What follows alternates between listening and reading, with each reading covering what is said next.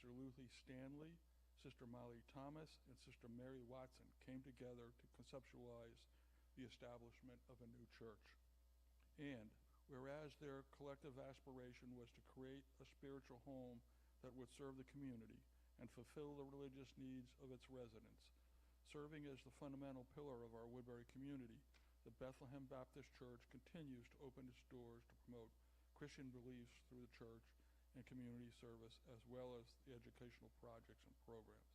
And whereas the Bethlehem Baptist Church emphasizes its commitment to serving both its congregation and our community by their strong focus on celebrating Black excellence and safeguarding Black history, a long-standing friend of Woodbury Juneteenth, they actively embrace opportunities to host and support events organized by the Black community, for the Black community, ensuring that the rich legacy of the Black experience is honored and remembered for future generations. And whereas today they welcome the opportunity to graciously host and assist Woodbury Juneteenth in the honoring the African American patriot heroes who served in the Continental Army during the Revolutionary War through the program titled Black Continental Army Soldiers, A Little Told Revolution Story. It is especially fitting for the Mayor and City Council of Woodbury to recognize the Bethlehem Baptist churches for their dedication to celebrating Black excellence and preserving the rich history of the Black community. Now therefore be it proclaimed, the Mayor and Council of the City of Woodbury do hereby extend their gratitude to the Bethlehem Baptist Church and their congregation.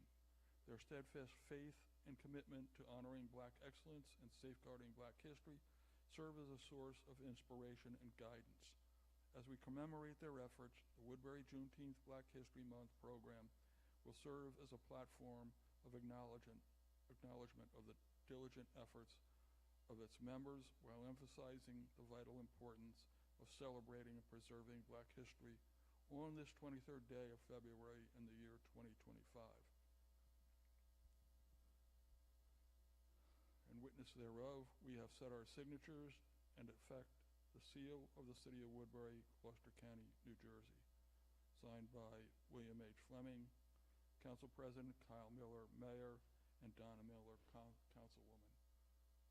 Thank you to the church, to all of its participants for allowing us to do this today, and for the great involvement that you've had over the years in our city. I'm proud to be a part of the City of Woodbury and a part of a community that exemplifies these types of feelings and thoughts. So thank you. Yep. Sure. Can you hold that? That's good.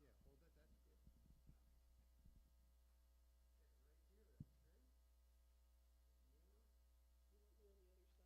Yeah. Jump over there. No, this side. Break the instruments. This side, right here. No, you're fine, Joe. Squeeze in there a little bit. Okay, here we go. Another one. Right here. One more. I lied, a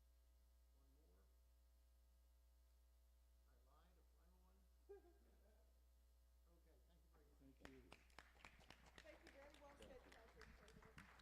I just want to thank the Council President and Councilwoman Miller. They have always been great partners for this church. And as we view ourselves as a community church, what better partners and community partners to have than our elected officials at our city council. And for what they do for this city, I just want to take a second to give them applause for what they do. Thank you. Thank you, sir. Thank you.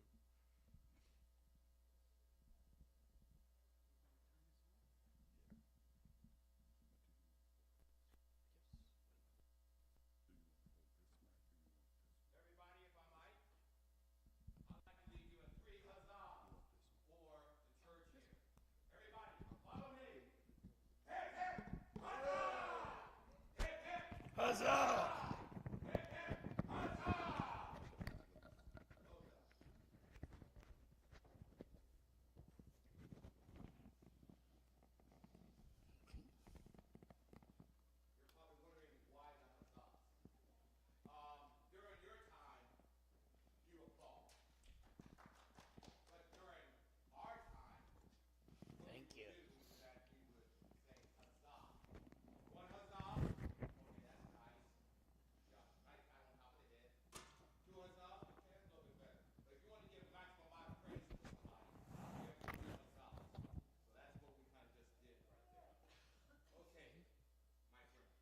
what can I say?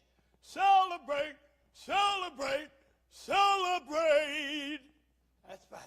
We're going to celebrate Black history. A lot of times people don't get it. They misunderstand who we are. They misunderstand what we've done. Now, of course, most of you guys in New Jersey don't misunderstand. Hey, you remember back in 1776 when New Jersey wrote their Constitution? What did they write in it?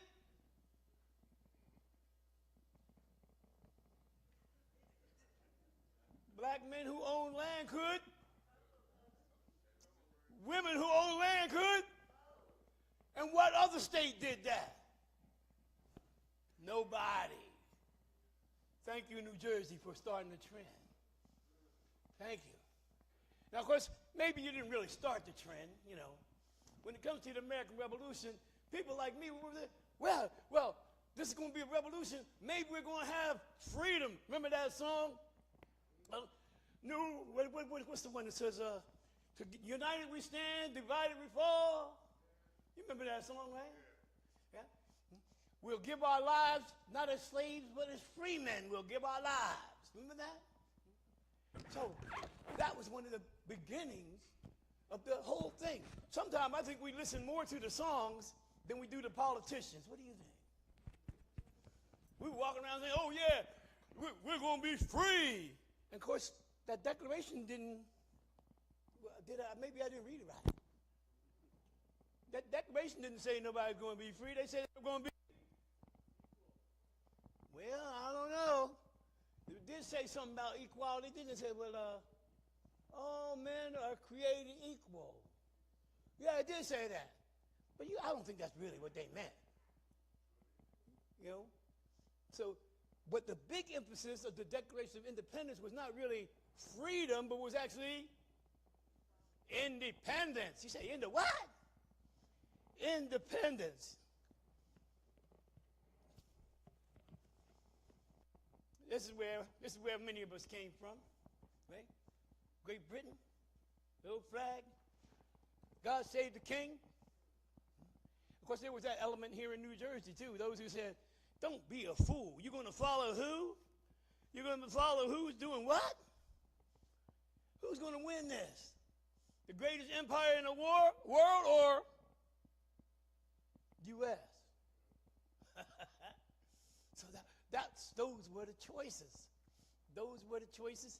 Now, back in England, there was the Somerset case, right? Remember Somerset? That's where the judge said that the air of Great Britain was too free for a slave to breathe. 1773. That's before the revolution, right? Well, there was some hot stuff happening at that time. One of my favorite women was I didn't even open up my picture yet. One of my favorite women was Phyllis Wheatley. Anybody ever hear Phyllis? There you go. Now, in those days, if you were an artist, as a matter of fact, even to this day, if you're an artist, you need a patron. The patron is the person who's going to pay you. So, in her time, she needed a patron, and one of the greatest patrons was people like the Queen, people like George Washington, and she's in here somewhere. Is she Phyllis Wheatley? And Phyllis Wheatley wrote a special letter to Lord Northrop. And in her letter, she mentioned, that Africans in America needed to be free. So that was our Phyllis Wheatley letter. And for those of you who like to see documentation, I've been in this a long time, and people always tell me, that's not true. You made that up. So guess what I had to bring with me all the time? Documentation. Here you go.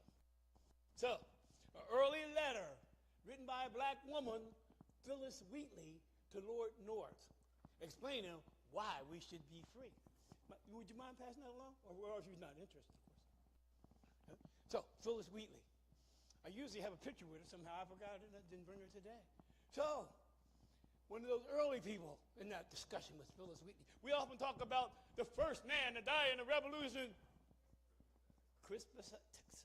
I always say it weird. I always say Crispus Attucks. Other people say Crispus Attucks.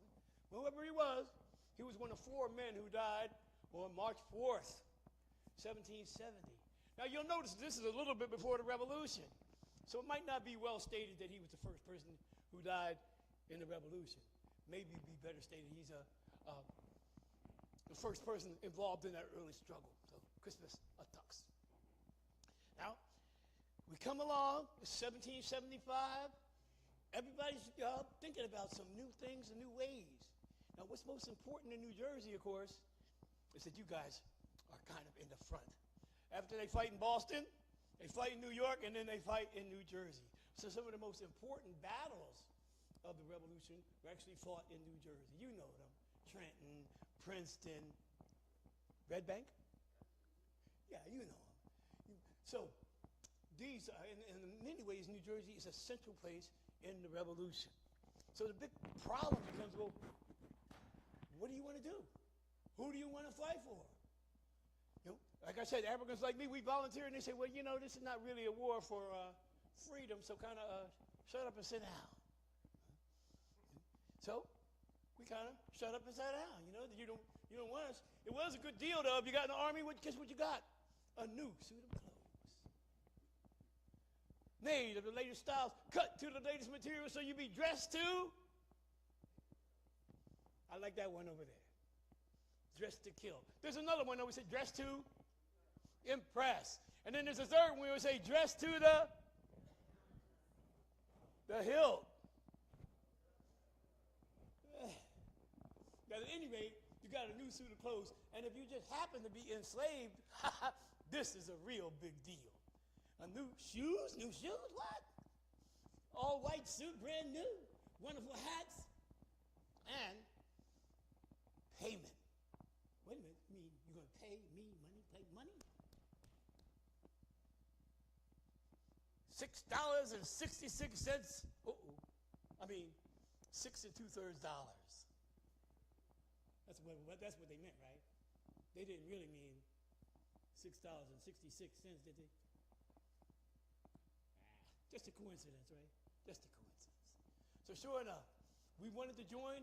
There were all these kinds of opportunities. So a person who was free, as in New Jersey, you could vote.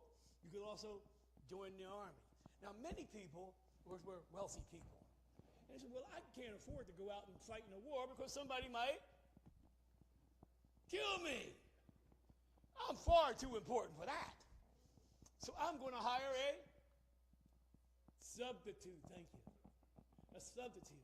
And that substitute is going to be a poorer person, maybe somebody who used to be enslaved, maybe an indentured servant, maybe an Irish person, somebody who needs money and traction in our society. So the richer person gets a substitute. Who knows, maybe he might even buy an enslaved person and make him his substitute. So, substitutes. By the way, during the Revolution, that was okay, because your status and your class allowed you to take that position. I don't have to go die. But think about it. You just came from Germany, right? You had no land. Well, by the way, there was no Germany, right? So you just came from Bavaria, right? You had no land. You had no money. You got to America, and you got an indenture. Okay? You worked off your indenture. You got your 5 acres of land. You built a little stone house. You got a couple of cows outside. Somebody comes to your door. Come out and fight for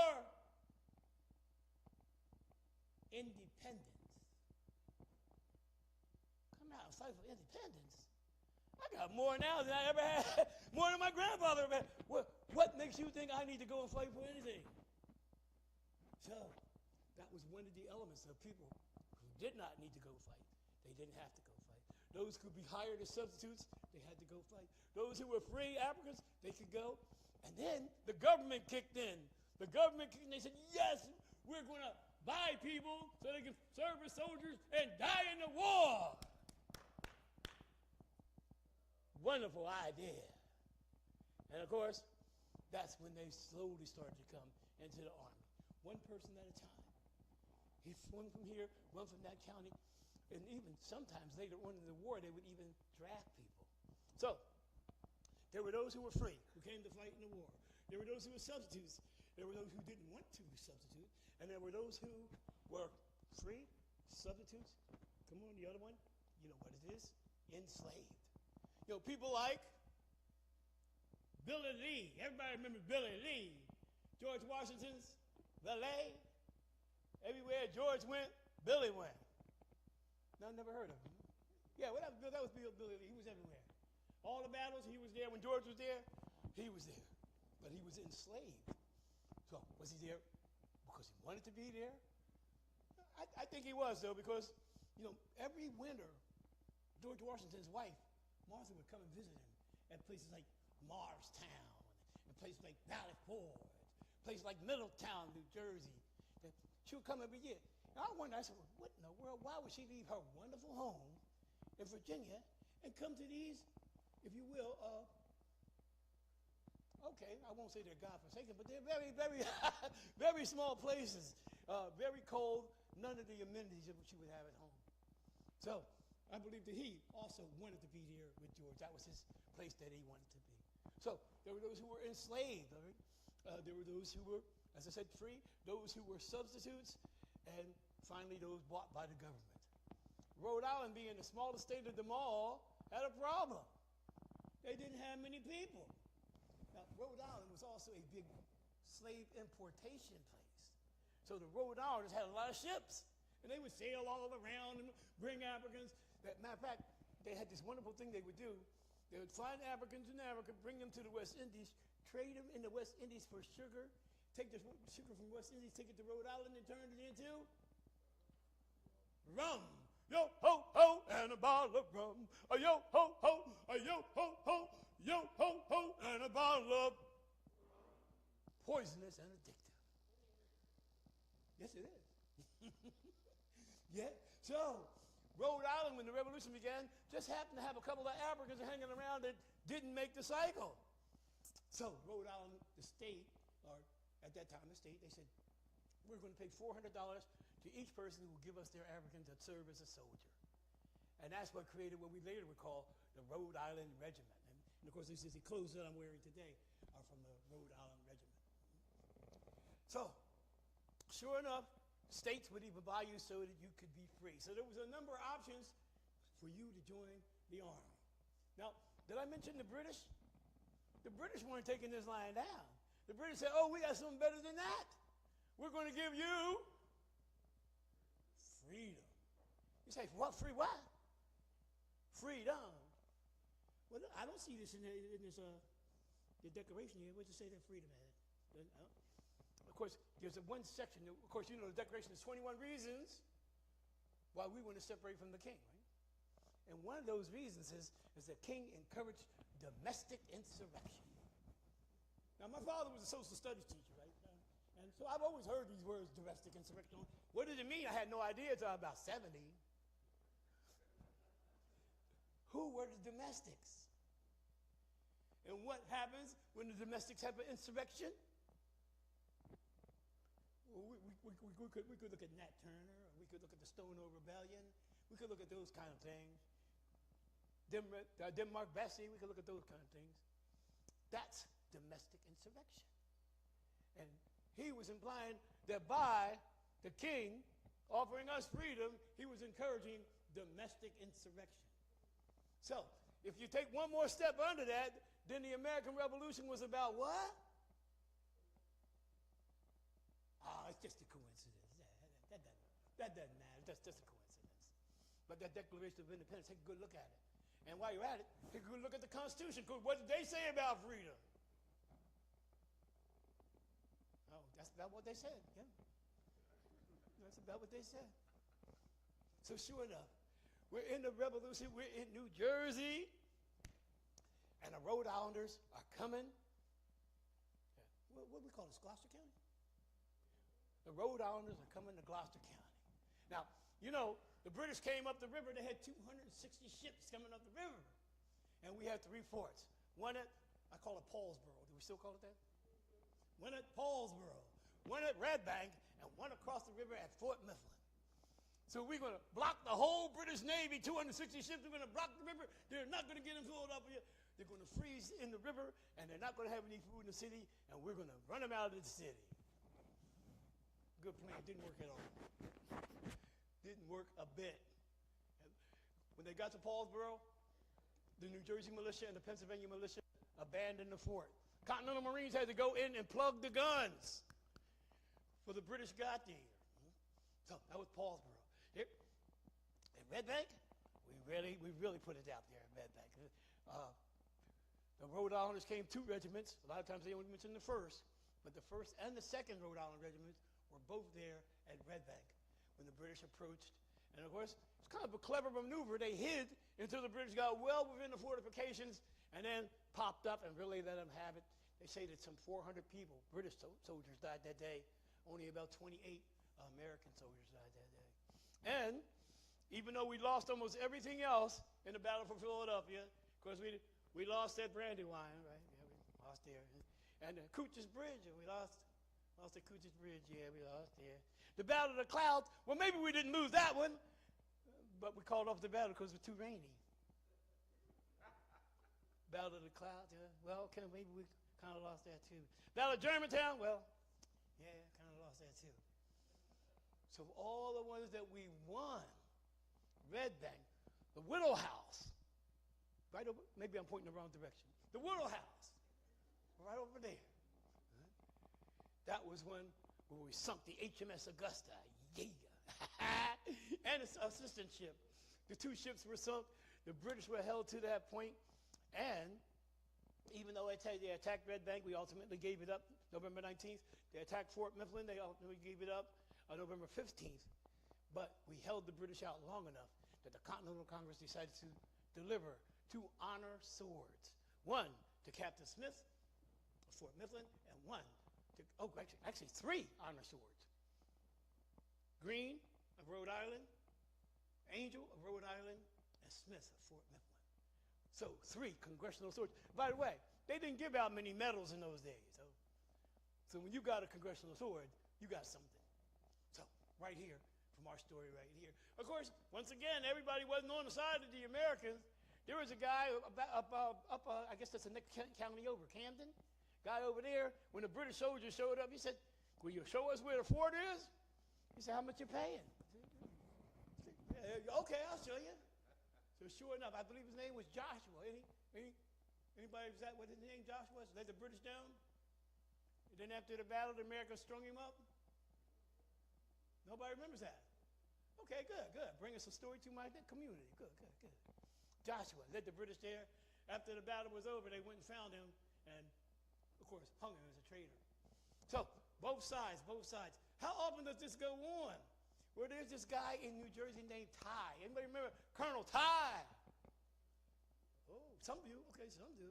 Well, Colonel Ty, we believe, he escaped from Virginia during the Lord Dunsmore thing. Now, Lord Dunsmore said, if you come and fight for the king, you will be free. Right? Now, this is a big offer, and a lot of people took advantage of it. Ty apparently was one of those people. Sometimes they call him Tiberius. So he took advantage of this, ran away with the British, came to New Jersey, relocated, and started his own little militia group. And he called himself Colonel Ty. So, of course, when we look through all the British records for Colonel Ty, he's not there. So he made his own rank, which we often do in the militia, right? You gather together a bunch of guys. You say, these are my 500 guys, and I'm bringing them to the army. You got 500 guys to bring to the army, then you can be an officer, right? Do you ever wonder how that guy, what was his name, Lafayette, he was 19 years old, got to be a general? You ever wonder about that? Money. He had enough money to outfit a regiment. I must have had enough money to outfit a brigade because they made him a general ultimately. So, money could get your officership. Okay? All the years I've been studying this, I published my first article on this topic at the Gloucester County Historical Society in 1995. So I've been at it for a minute. And all my life, I never heard of a black officer. I'm looking. I've got my Heitman's Book of Register for Officers. I'm looking. I couldn't find any. But there was one right there. It was hidden, if you will, in plain sight. His name was James Lewis Cook. And he was a Native American from Canada. So during the French and Indian War, he had fought with the French against the English. So now with the American Revolution, he's going to fight with the Americans and the French against the English. He has 500 tribal members. They say, you got 500 tribal members, you can be a lieutenant colonel. So things are going well for him. Nobody actually noticed that he was part French, part African, and part Native. So he is the highest ranking black officer in the American Army during the American Revolution. That's one of my new ones. I'm pushing that one for, the 250th. So, James Lewis Cook. A friend of mine calls him James Louis because of the French part. So, nonetheless, the highest ranking black officer during the American Revolution. Right? So, part Native and part African and part European. So, all these things were coming together. How about other kinds of jobs? Because you say, well, if they were slaves, what kind of jobs did they get? Well, there was one guy named Pharaoh Sanders, right?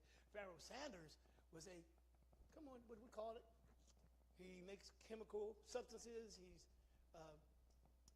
They don't call him a chemist. They call him a alchemist. Alchemist, yeah. Yeah, maybe that's the one. Because that one had little connotations to it, right? Alchemy, yeah, has this like a sulfur connected to it. Sounds like gunpowder, doesn't it? Yeah. Well, that's what Cato Saunders. That's what he was. That was his nickname was Cato. So he was a medical person, assistant surgeon in the 4th Connecticut. Yes, an African, a medical person. So there were many other kinds of jobs. He was the medical person. Of course, special spy assignments. We all remember the famous James Lafayette. Yes. As a matter of fact, we just had a wonderful celebration for him last September. It was the 100th anniversary of his return to America. Now, the reason that I like Lafayette is because he had a special attitude about Africans. He said Africans could be educated. He said Africans could fight in the war. Africans could do anything that anyone else could do. And you know what they said? Shut up and sit down. Say, go, Lafayette, you're too young. You don't know what you're talking about. Go back and sit down. But he did. And he actually worked on creating a school for Africans in Guyana. Yep, a school for Africans in Guyana. So Georgetown, Guyana. He actually set that school up for Africans. Yeah, I also was supposed to work on Thaddeus Kosciuszko's will, where he wanted certain things to be in the will. And of course, Thomas Jefferson was also working on the will. Said, no, we're not putting that out. You see, those Africans can't learn. They don't put it out. So they actually changed Kosciuszko's will not to include an African school. So another angle, schooling, education. And of course, there were the preachers. You know, we always talk about the fighting for the British, fighting for the Americans. How about the Christians? They don't believe in war, or do they? Just a coincidence, right? But no, Absalom Jones, you remember him? No, you don't. He's a preacher from Philadelphia. Absalom Jones, in 1808, read his Thanksgiving sermon. And that was to thank the world for the end of the African slave trade. Now, when the war came over, they said, well, where's Absalom Jones? He's old enough. Why is he not in the war? He's not in the war because he's a pacifist. Yes, you could say it. It doesn't seem like this is a time of the year or a time of people to be saying pacifist, but he was a pacifist. As were many Africans who refused to fight in the war. As were many whites who refused to fight in the war. Most of the ones in this part we call West Jersey, right? What do we call those guys who were running the place? Quakers. And they refused to fight.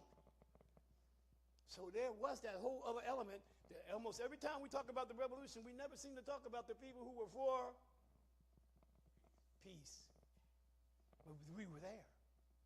We were there, whether they were Quakers, whether they were Methodists, whether they were Baptists, Pentecostals, they were there.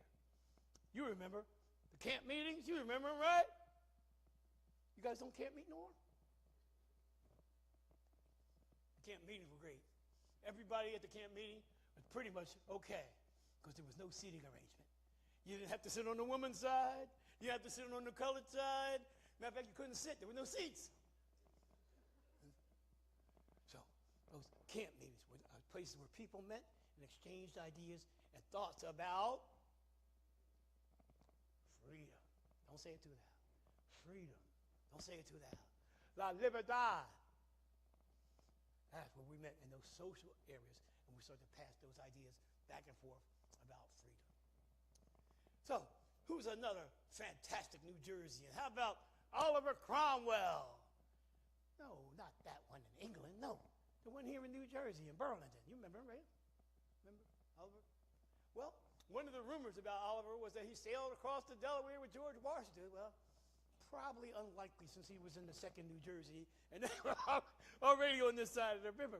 But he's depicted over and over again in his stories of how he served, where he served at Valley Forge. So he becomes one of our special New Jersey guys, one of our special New Jersey African patriots, Oliver Cromwell, up there in Burlington. How about the other Burlington guy? The bread maker, Cyrus Bustle. So he was a baker in Burlington. Now, one of my teachers, you probably heard of him, his name was Charles Blockson. And my teacher, Charles Blockson, said, well, he served bread to the Washington soldiers at Valley Forge. Okay, well, he's a well-known baker, and it's a well-known story that he provided bread to the Continental Army. Well-known story. However, I think the Continental Army was a lot closer to him in Burlington than they were for him to be at Valley Forge. So I want to speculate that he actually served those or sold that bread to the Continental Army from Burlington at his bakery there. Ultimately, he moves to Philadelphia, and he works really hard to become a friend. You know, the Quakers are going to be, I'm going to be a friend. The Society of Friends, the inner light of God lives in all of us. I'm going to be a friend. By the way, he didn't go to the war either, so he probably was like a pacifist also. We do list him, though, in the SAR. We list him as an associate member, even though he didn't join the army or fight. So I said Colonel Ty, Oliver Cromwell, and Cyrus Bustle. So those are three really big guys. Going back to my Rhode Island regiment, you know, there were about 49 Africans in the Rhode Island regiment when they came to Red Bank over there. So about 49 Africans. A lot of times you'll see, some historians will say that the whole regiment was of Africans. No. The regiment was almost 200, maybe 300 people. 49 of them at Red Bank were of African descent. There's a guy named John Hughes, Rees. John Rees, he's a nice researcher, and he agrees with my numbers, so I like him. So the Battle of Red Bank, the Rhode Island Regiment there. One of the guys that I always love to talk most about is a guy named Windsor Fry. Now, he's not from New Jersey, no. He's actually from Rhode Island. And once again, he's part African and part Native American. He joins the Army in 1775. As a matter of fact, in March of 1775, he joins the Kentish Guard of Rhode Island. And they had their big muster in March. So he's there at the muster, you know, and I'm assuming there are not many Africans there. So sure enough, when everything gets started, George Washington puts out an order. He says, the guy's gay name was Gates, I believe it was. Gates, he said, forget that stuff. He said, no Africans, no Indians, no deserters from the Mr. Army, no old men and no boys will be taken into our army July 10th, 1775. And then somebody comes to him and says, George, who do you think is in your army? You think you have somebody beside that in your army? Old people, young boys, who's going to be in it? Well, he wasn't concerned with that. That was the rule. So many of the Africans like me who wanted to be involved had to join into militia groups, state groups. Right? Now, state groups aren't as good as the central. You know, the central would kind of pay you every now and then. The states might not pay you for a year. You know? Of course, you went away for small amounts of time. You'd be in a state militia, you might go away for a month. You might go away for 2 months. And in 1776, George Washington just picked up 3 of the Rhode Island state militias, put them in his Continental Army, so they ended up serving almost a year. Very unusual. Lippets, Crenshaws were 2 of the names of the militia regiments that came to fight with George Washington and would ultimately be at the Second Battle of Trenton. They were there. The Second Battle of Trenton, they were there. Didn't make the first battle. Yeah? I guess it was that icy river or something was a problem. They didn't make the first battle. But they did make that Second Battle of Trenton. And Princeton. So, The Rhode Islanders were here. They got to go back home to regroup to come back for the rest of the war. So now, I've told you not about a lot of the women, but there's another woman that I want to bring up at this point.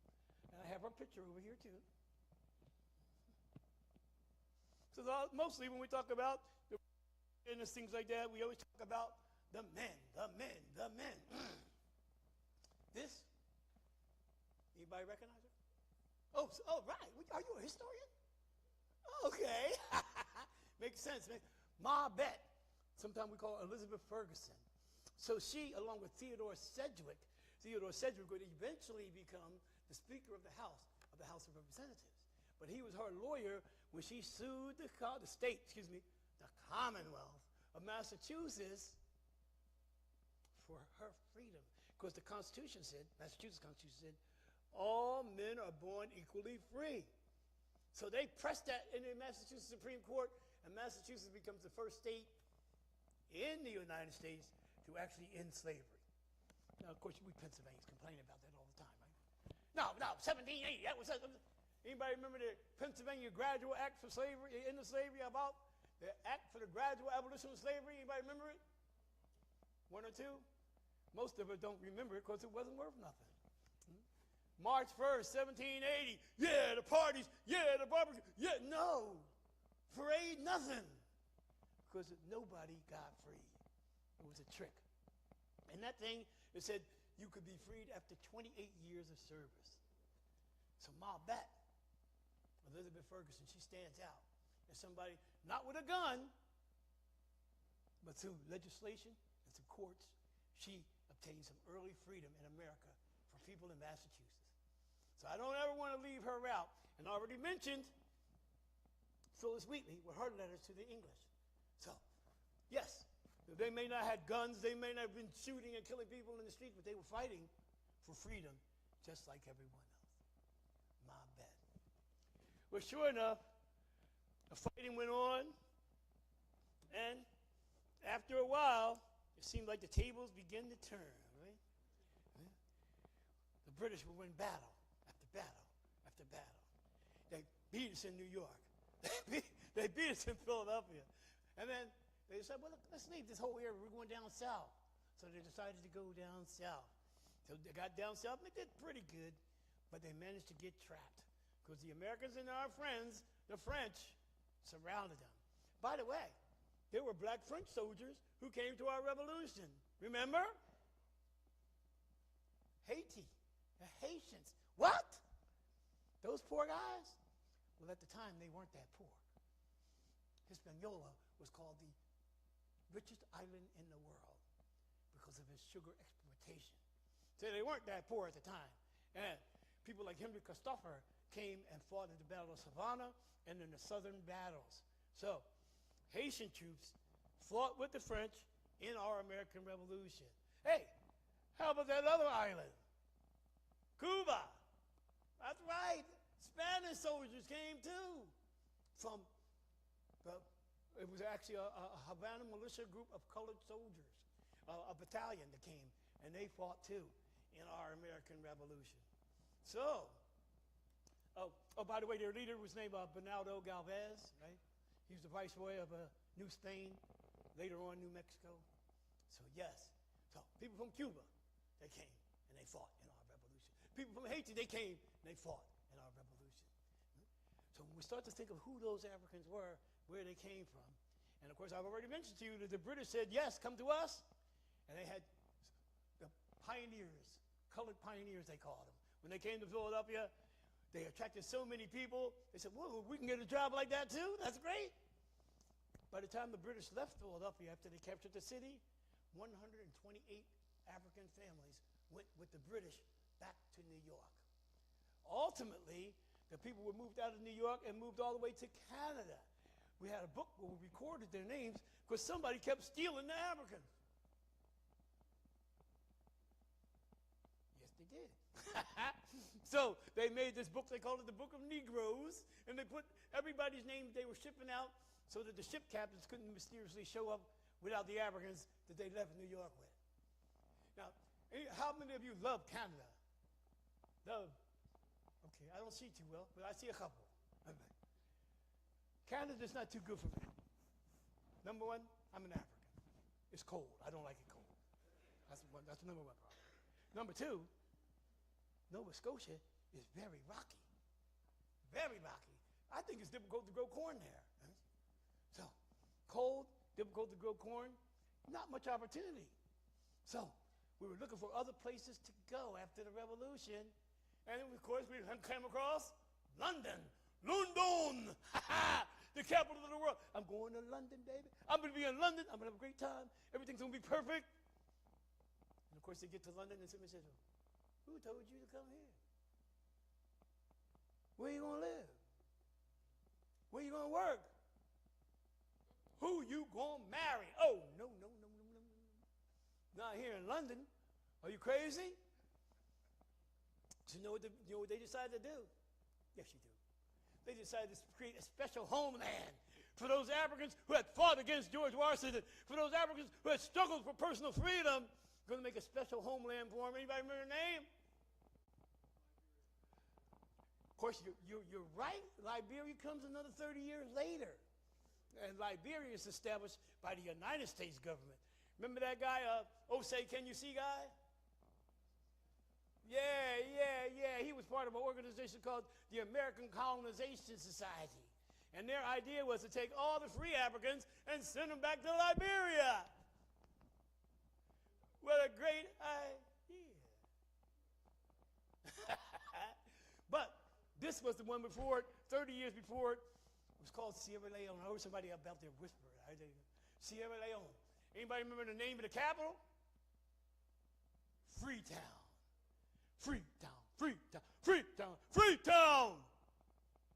Well, they got a little crazy while they were there. About 1800, they decided they wanted democracy. The king wasn't not having that, and they got beat real bad. But to this day, that country still exists and still having some difficulties between the, if you will, African Americans who moved there and the African Africans who have always lived there. So still a little problem there. And even in Liberia, of course, recently got a wonderful president, a woman, and she stopped all the fighting. They were fighting for 20 years, and she stopped all the fighting. Is there some reason we don't want a woman president? Just a coincidence, huh? Just a coincidence. Just a coincidence. So, sure enough, we've gone through all these different things. The chance to relocate and be free someplace else. The chance to fight for our own opportunities here. When the war was over, those soldiers were supposed to get a land bounty. Now, can you imagine that? I've already got a wonderful hat, beautiful shoes, excellent clothes, and now I'm going to have land. I'll be like the squire. I'll be like the so-called master. I'll have my own land. Now, of course, you know the government has always been tricky, right? Well, you don't believe it? Check it out. They've always been tricky. So we're going to give you land, but it's going to be in this wonderful place called Minnesota. Minnesota? Well, who lives in Minnesota? Northwest Oregoners. Well, who lives there? Olica? Come on. Yeah, Native Americans, in short. So why do we want to send soldiers to the land where Native Americans live? There you go, because we can fight. And we will show up and fight them for their own land. But of course, you know, veterans, we're not done. We saw through that right away. So we sold our land to the land speculator, took that money, came back right here and bought our land right here. To this day, many of the children and ancestors of those Revolutionary War soldiers still live in Gloucester County. And they still own the properties that were bountied their great-great-grandfathers back in the early 1800s. Because, you know, the government, first they wanted to wait till everybody died, right? So the war of 1783 ended. They didn't start giving out the bounties until like 1818, until almost everybody was dead. Well, that's, once again, they're tricky. They're tricky. If you think they're not tricky, just look into it. So sure enough, some people got their bounties, some people didn't get their bounties. By the 1830s, the whole tenor of the country had changed. where they didn't even believe that Africans were in the revolution. No, y'all made that up. That's a lie. Y'all weren't in it. So it's always been an issue, a pushing, a back and forth, if you will, a struggle to identify and contain those things. Ultimately, we did beat the British, captured them at Yorktown. They gave it up. Did we really beat them? Well, some people say they found a newer, richer country to go rob. Anybody remember? India! India, yes. A newer, richer country to rob. So they left us alone. I think they figured, well, we'll go get these Indians and we'll come back and get the Americans later. And of course, during the War of 1812, well, it was our own fault, but they came back and got us later. Right? So, when we look at the American Revolution, we look at a people struggling to define freedom, which was not defined in our Declaration of Independence, was not defined in our United States Constitution. We look at those Bill of Rights, and it could have been freedom of religion, the right to own weapons, no illegal searches. It could have been there. Freedom to all. No, it wasn't there. It wasn't there. So, from that point on, we still were struggling to identify what freedom was. We already talked about New Jersey and your wonderful stance with women and Africans. Pennsylvania had a special stance too, that a man of African descent who owned property could vote. And that stayed in the Pennsylvania Constitution until 1838. Remember I said the 1830s things got flaky? 1838. And that's when Pennsylvania changed its constitution, changing one word, white. You had to be white to vote and participate, be a citizen. So, hopefully I've expressed a number of different things that you've maybe never heard before. Because right now, as somebody mentioned earlier, it's a time of kind of shutting down and closing down the stories. Shutting down and closing down what happened to create our own kind of, look out when you hear this word, narrative. When you hear that word, I know they always say I'm extremely biased. I admit I'm extremely biased. When you hear that word narrative, they're extremely biased. They're talking about their narrative rather than a general interpretation. So, watch out. The narrative is coming your way. So, my name is Joe Beckton, and I'm ready to open up for some questions and concerns.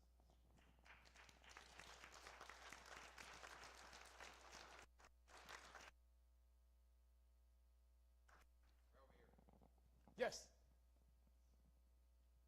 You say somebody raise their hand? Right there. Yes, please. So my understanding, tell me if you agree with this, when the final attack came in Yorktown, French and American troops had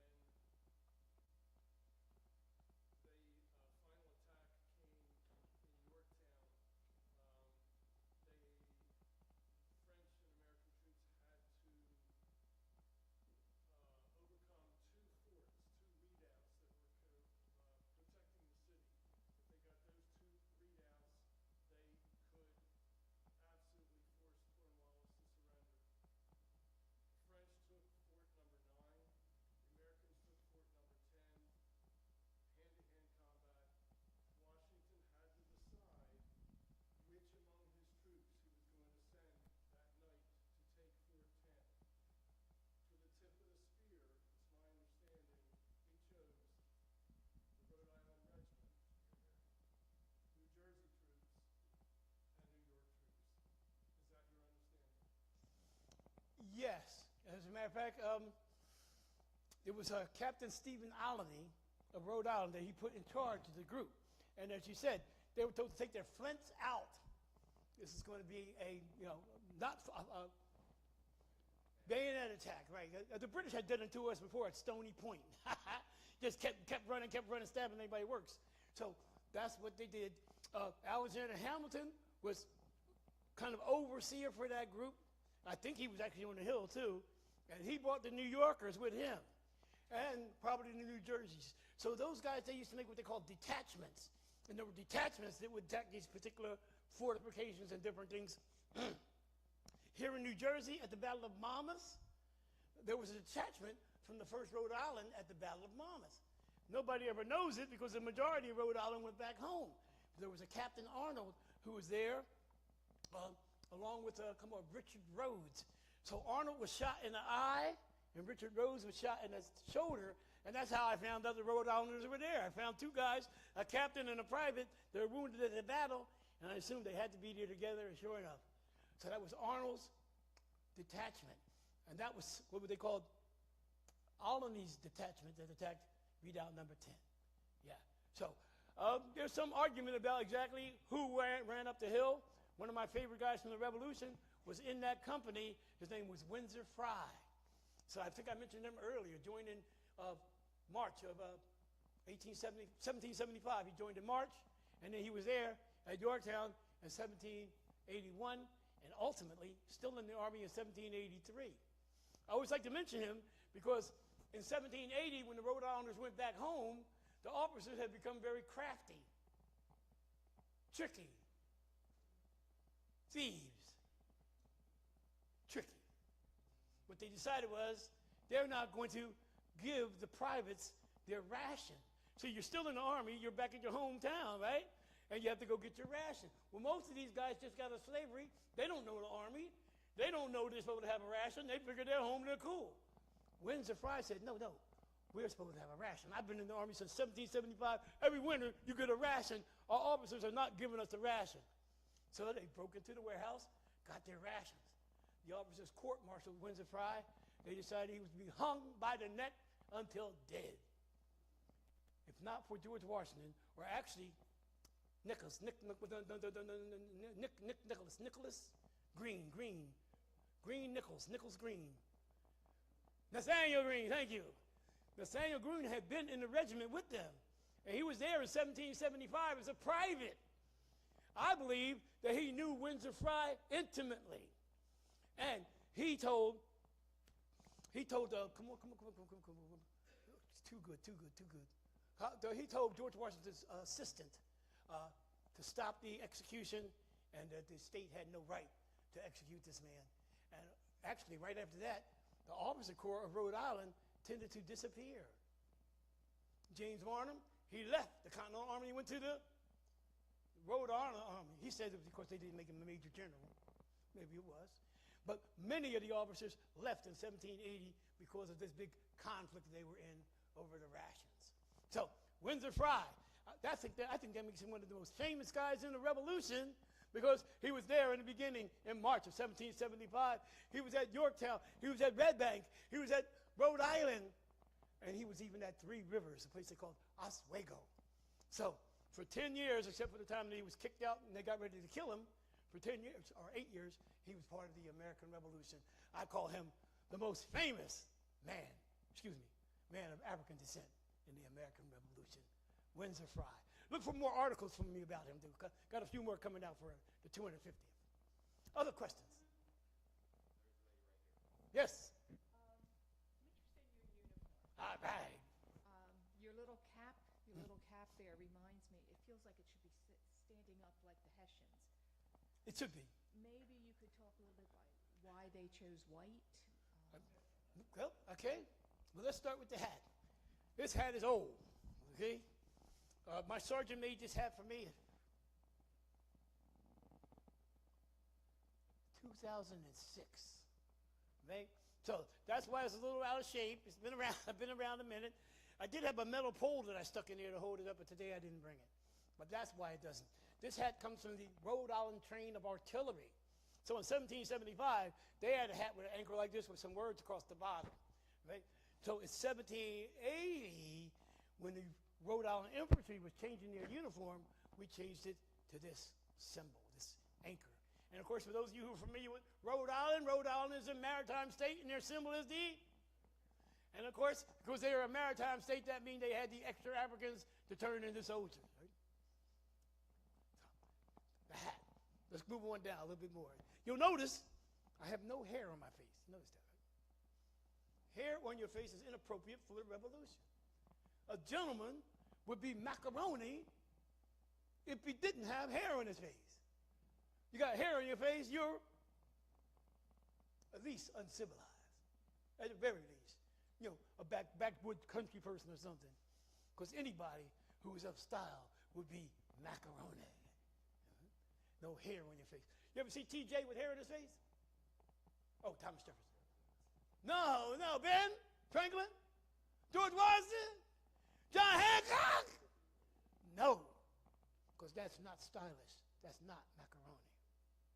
Macaroni means matching, balance, and symmetry. Remember that song? Yankee Doodle went to town, riding on a pony, stuck a feather in his hat, called it macaroni. But guess what? The British made that song and say we were jerks. Because we wouldn't know what macaroni was if it hit us in the head. How can you have put one feather in your hat and be macaroni? You can't. We misunderstood the concept. Matching, balance, and symmetry, tri-corner hats, double-breasted coats, buckles on either shoe, straps on either side, matching, balance, and macaroni. Yes, yes. So, as we continue down, all right, again, even my scarf, I haven't separated it into two sides, all right? We go down a little bit further. Now, trousers. Now, the question was, why white? Because when you have it white, you don't have to dye it. Dye is an extra process that you set aside. Now, some people, had wonderful regimental coats with all kinds of special colors in them. Yeah. And of course, they were very special people. They were artillery people. We'll tell you more about that too. But many of us got the plain white. Now, this red jacket or the ends on the top were added later when the French came to America in the 1780s. Before that, we just had these big collars. We call them hunting frocks. See it?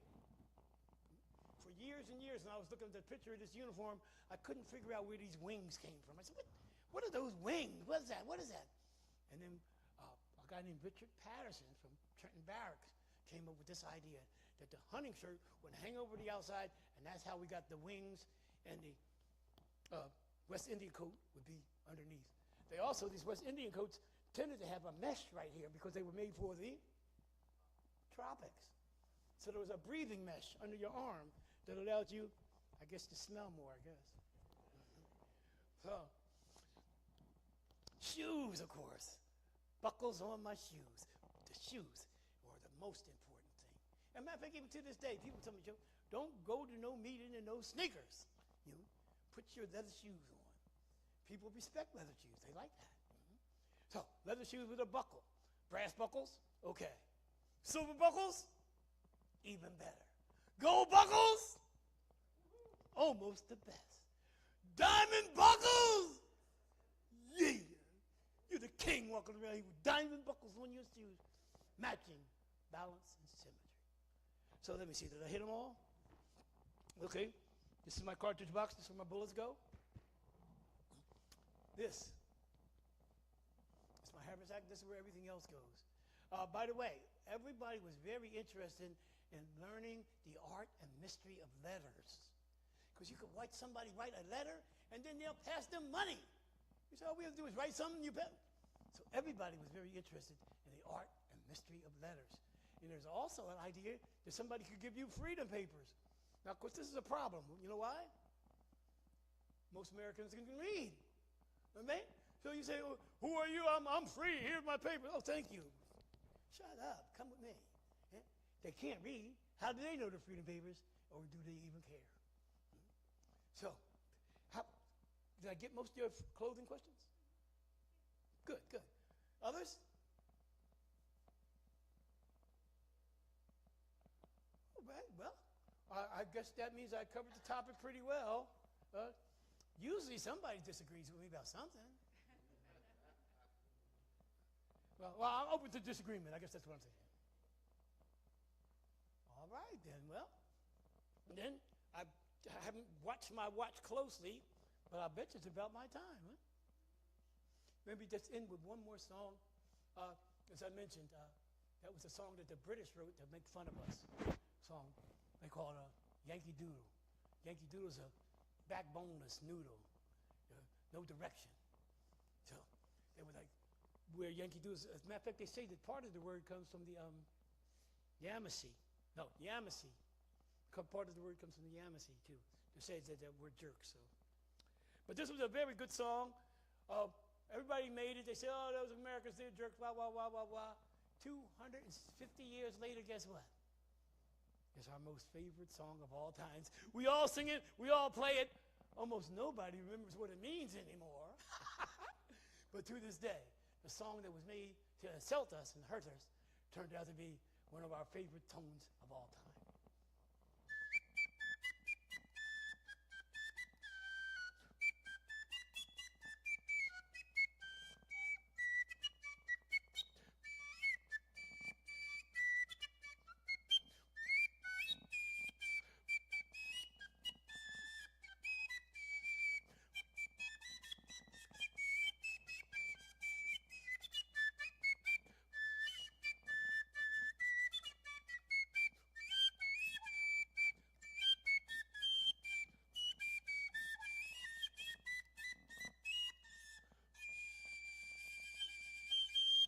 Huzzah!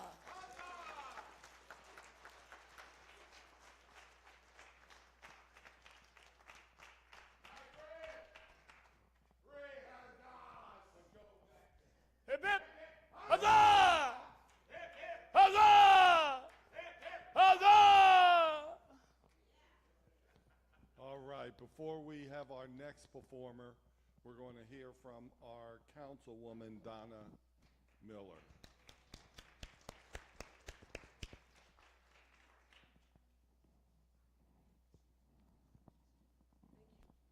We're going to take a couple of minutes to just have a brief break, but in the interim, I want to introduce Assemblyman Bill Spearman is here, and I apologize, I did not recognize him in a dashiki earlier, and he was here when we were talking before, so he's going to come up and say a few words.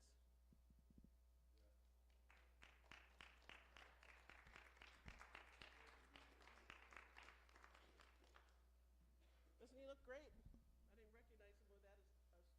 Yeah, without a suit and tie. I'm normally in a suit and tie. I actually have a resolution from the state of New Jersey. But it's all good. I don't have to read it. It actually says, I think it says the same thing that the council president's resolution said earlier. But it's a pleasure to be here on behalf of Senator Nilsa Cruz Perez, Assemblyman Bill Moen, and myself.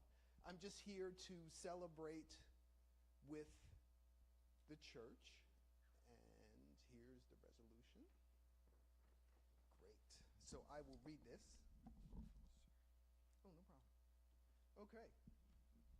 The Senate and General Assembly of the State of New Jersey, whereas Bethlehem Baptist Church, highly esteemed throughout the Garden State, will host the Woodbury Juneteenth Black History Month celebration on February 23rd, 2025, and whereas the State and General Assembly of the State of New Jersey are pleased to acknowledge Bethlehem Baptist Church upon this felicitous occasion and commend the organizers of this event, which will recognize the contribution of some 5,000 African Americans who served in the Continental Army and Navy during the Revolutionary War, and whereas the program will feature historical reenactors Noah Lewis and Joe Beckton, who are very good.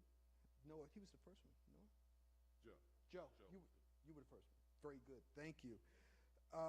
Will highlight the broad range of experiences encountered by the freemen and the enslaved who fought against the British to establish this nation, and in doing so, they will bear witness to a lesser-known and little-told story of the American Revolution that includes a myriad of sacrifices borne by African Americans striving to make their way in a fledgling country that did not count them as rightful citizens.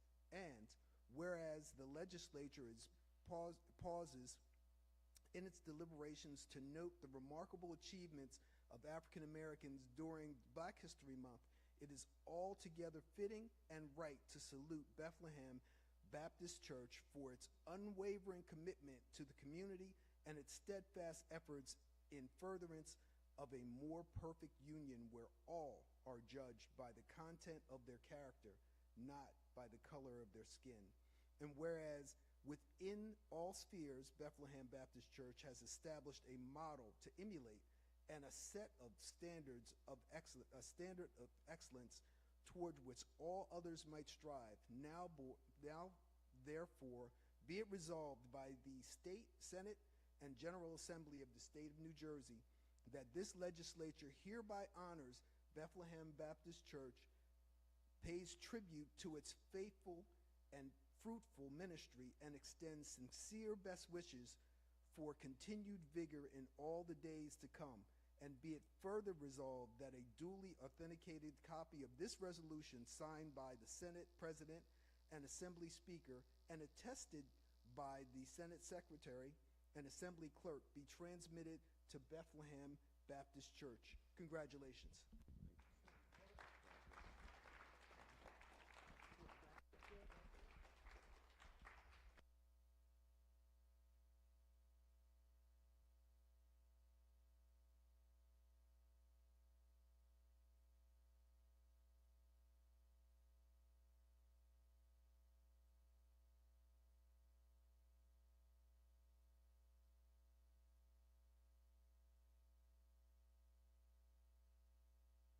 Certainly thank Assemblyman Spearman.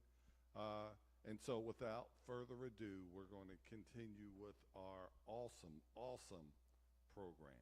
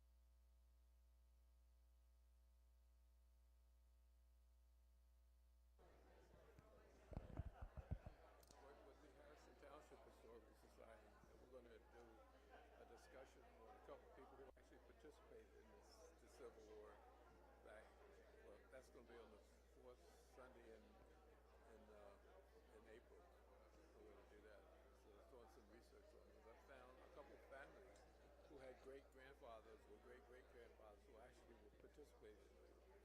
I said, really? So I'm trying to get what information I can. We have history. We have history. Yes. We really do, and people don't know it. Don't know And it at all. so, you know, Yeah, the information's available, but nobody's putting it out. we got to dig it. It's there. But because the Victorians didn't think that we were anything, Right. as far as concerned, they never saved any of the information. Well, I found one person actually joined the Confederate side Yeah. and participated in the Federal.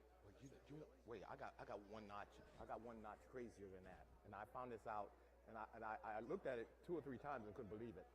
There was actually a brother in Nazi Germany who joined, and I'm not kidding you, the Nazi Party, and he wanted to join the SS. But it doesn't. But you know, the one point is true. We are everywhere, and we've tried to do almost everything. It's the truth. So, China, there's a black Skosuke, a black samurai. Yeah, I've Yeah, seen pictures yep, of those. I was yep. trying to figure, is It's- that AI or is that real? No, it's real. It's documented. All right. Yeah. It's the one thing I think that we and the Irish have in common. We're everywhere. We are everywhere.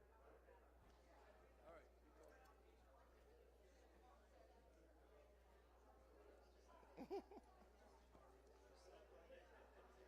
Our friends, the Redcoats, Hello. my lady. I missed you in Lawnside. I was out of town. You came to Lawnside when they had it. We're going to get ready to get started, please. I'm glad you're If here. we could all have our seats. And as you take your I seat, recognize your face. we're asking everyone, as performer Noah asked, that we all kind of move closer. Noah?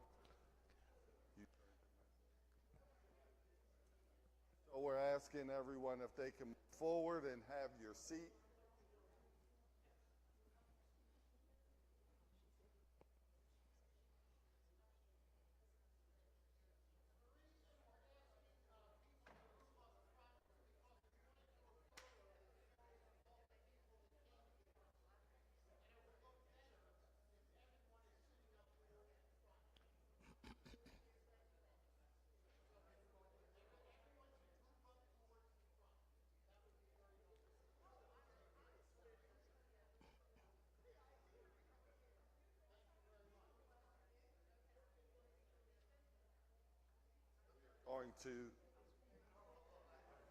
We're going to get started.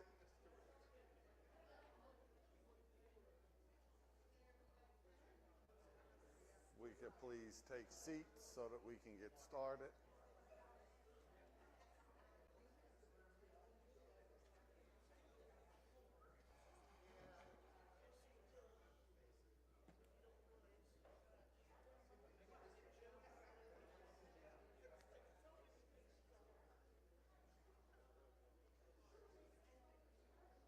And now, as we get started, we're going to bring in Noah, and this is kind of like our Act 2.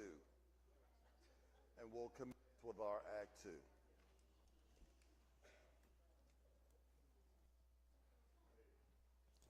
Charge! The Redcoats have broken through the line. The Redcoats. I say, who are you? Who are you? I'm a patriot, sir. Are you a patriot? Do you have orders? I do, sir. Where's your orders? Sir, if you be ever so kind as to read them for those who are present, I'd be most obliged.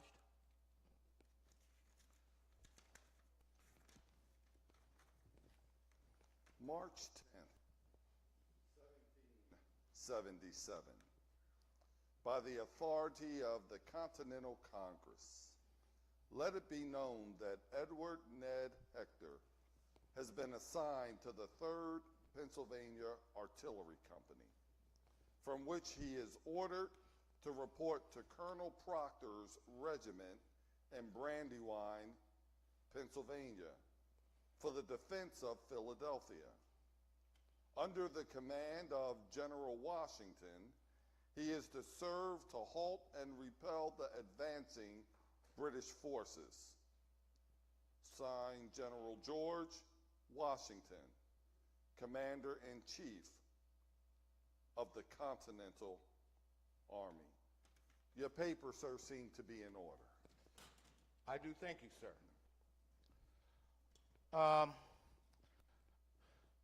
The last thing that I recall is I was at a river called Brandywine.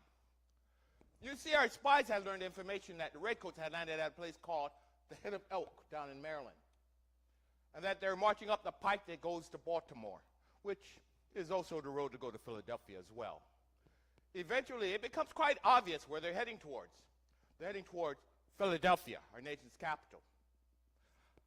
I'm sure they think if they can capture Philadelphia, capture the Continental Congress, execute them from being traitors, well, they can put an end to this little rebellion of ours. To prevent this from happening, General Washington was sent 20 miles west of Philadelphia to the Brandywine River. His plan was very simple. Every place that you could cross that river by way of foot, he placed armies. Tell me what you think. How many of you think it sounds like a good plan? I mean, if the Redcoats cannot cross the Brandywine River, they cannot reach what?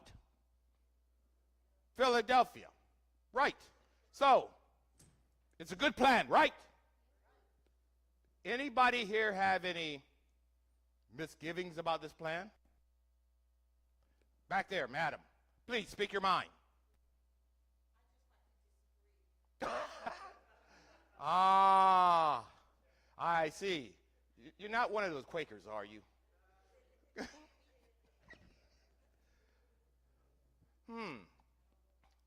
Well, actually, there are problems.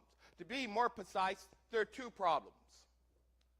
As I told you, the Redcoats had landed down at a place called the Head of Elk down in Maryland. They got off the ships. They marched through Maryland, through Delaware, into Pennsylvania. They were coming up the pike that goes to Baltimore. It crosses the Brandywine River at a place called Chad's Ford. Let me give you an idea about the situation here. The Brandywine River is approximately about twice the depth of this room. And at its shallowest point, it crosses the Brandywine. At its shallowest point, you can wade across. The water comes up to about right here. Now, does anybody here know what happens to the gunpowder when it gets wet? Precisely. It does not work. It becomes absolutely useless. So, if someone was across the Brandywine River, a soldier, he must cross it in a fashion such as this, with their gun and their gunpowder held high. Take a look at me. Do I make a good target like this? So, they have got to get across the river, not us. And by the time they get across, we can run reinforcements to whatever point we need to. So, a good plan? Good plan. But as I told you, they come, and before they come to Chad's Ford, they come to a small town called Kennett, right there. And there they do something we don't expect. They split their army into two. Half of them was sent to the Chad's Ford area with the orders to amuse the Americans. The other half quietly marched northward behind the lines. Why, you ponder? Why, indeed. You see, they know something that we do not. They know if you go up the Brandywine River about 5 or 6 miles, after it diverges, there are two other places the river can be crossed. We have no idea that those two places exist. So, they march up. They march over. And they march behind our right side. A man comes riding down from the north. He wants to talk to General Washington.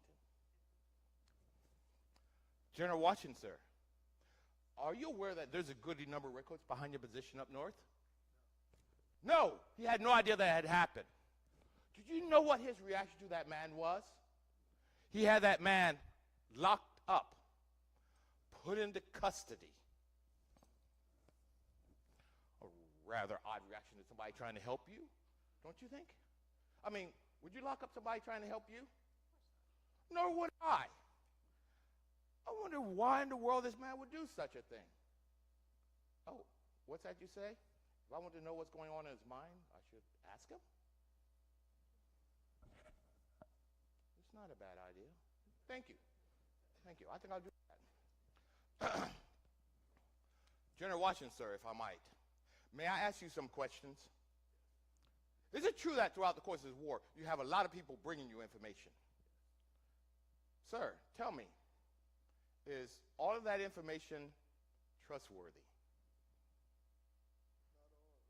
Not all of it. And, sir, also tell me, this man who just brought you all this information, do you even know who he is? No. You're starting to get the picture now? Starting to see what's going on? And let's face it, there's a lot of lies riding on your decisions, right? So I take it you must be careful in whom you place your trust. Absolutely. Understand now? Make sense? Eventually, one of his own soldiers was sent down to give the general a report. I'm trying to locate General Washington. Have you seen him? No. Oh, what good are you? I mean, really. General Washington, could you point me to its direction or down that direction? I think that. Oh, excellent. Thank you. Thank you. General Washington. Keep going. General Washington. Oh, General, sir. I was sent to give you a report. May I do so, sir? Absolutely. Sir, we've been outflanked on the right side.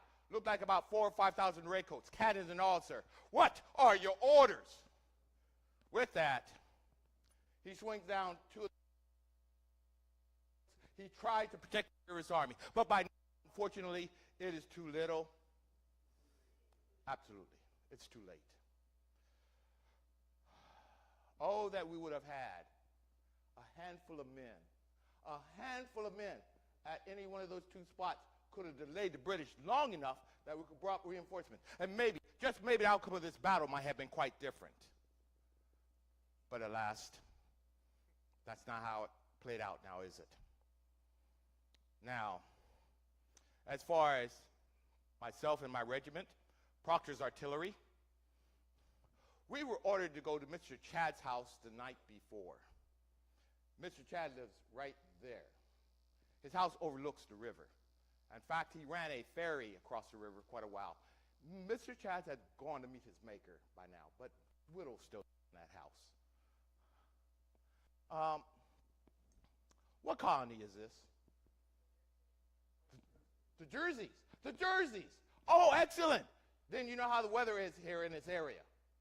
You know how sometimes we have these rainstorms where it just seems like the very heavens just open up and drops? How it just comes down in buckets? Tonight is one of those nights. It's pouring rain.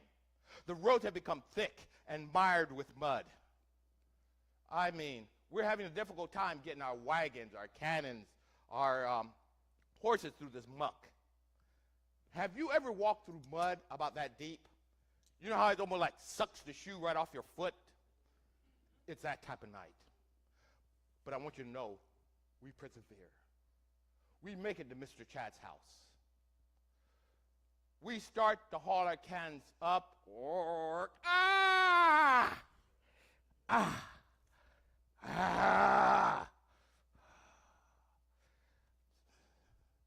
Sorry.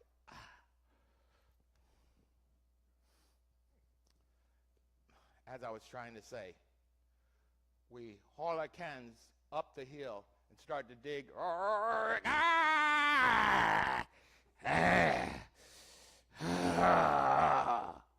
Forgive me, my friends.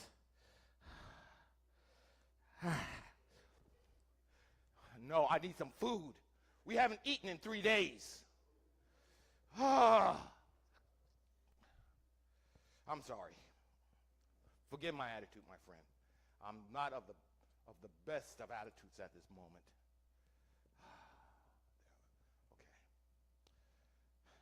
again. We haul our cans up the hill. We dig them into place. We set them up. We work all through the night. We go to bed again without anything to eat. The next morning, it's hot. It's up in the 90s. I remember that there was a fog that had actually settled across the Brandywine River that day. We get up. We start preparing ourselves for battle. We assign one of our men that they can do guard duty up on the hill. And as he's walking his post, he hears a sound of battle from across the river, the sound of musket fire. He looks. Alert! Alert! Redcoats! What are they doing? They're raising a red flag. Does anybody here know what a red flag means? What was that? Red flag? What's that? Territory?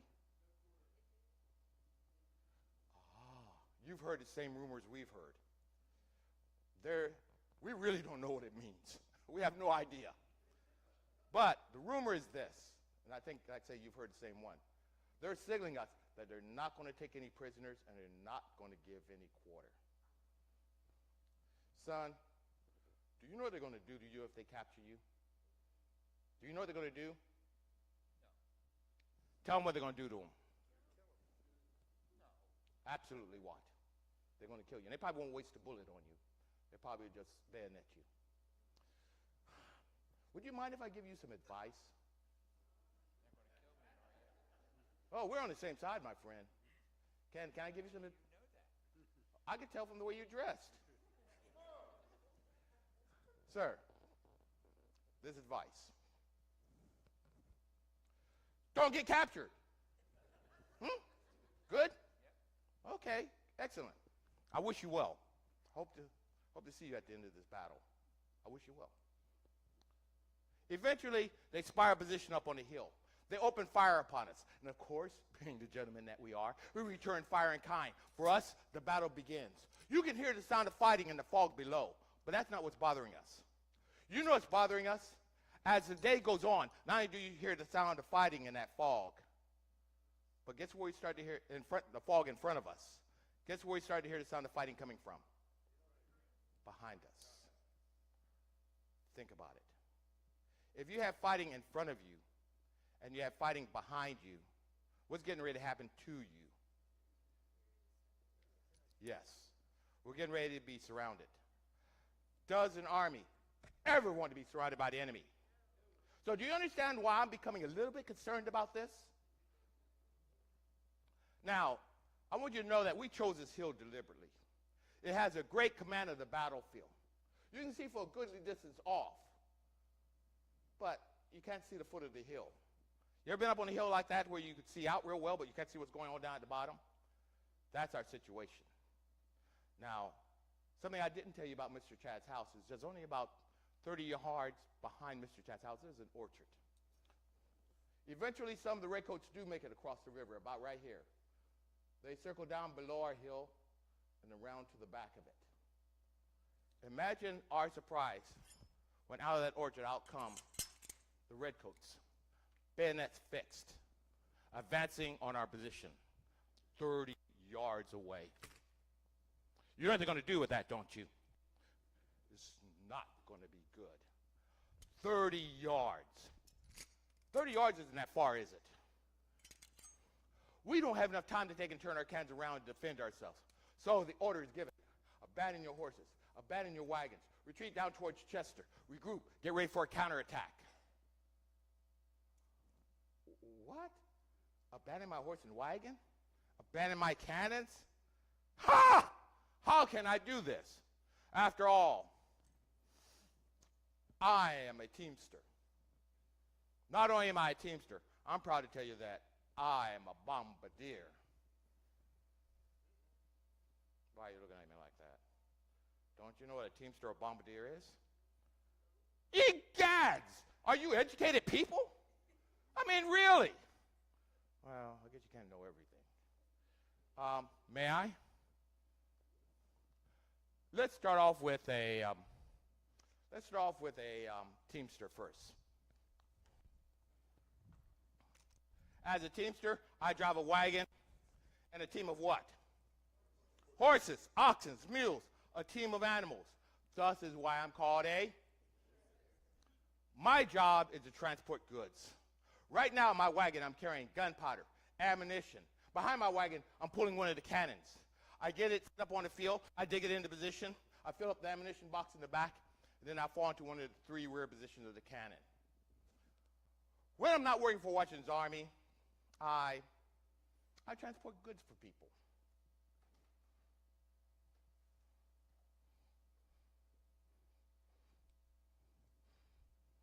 We have a set of brothers and sisters here. They have a household. They do something I think is rather amazing. They grow this plant called flax. They bring it in. They process it. They break it up. They strip the fibers off of it. They take those fibers. They spin them into thread. They take that thread. They weave it back and forth. They make cloth. And with that cloth, they make what? Clothing. And might I tell you, they make some mighty fine clothing. You need some good clothing? They're the people to go to, my friend.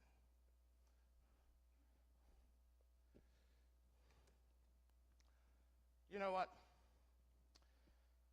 As good as your clothing is, your neighbors, well, they're not the wealthiest people I've ever seen. I have a proposition for you.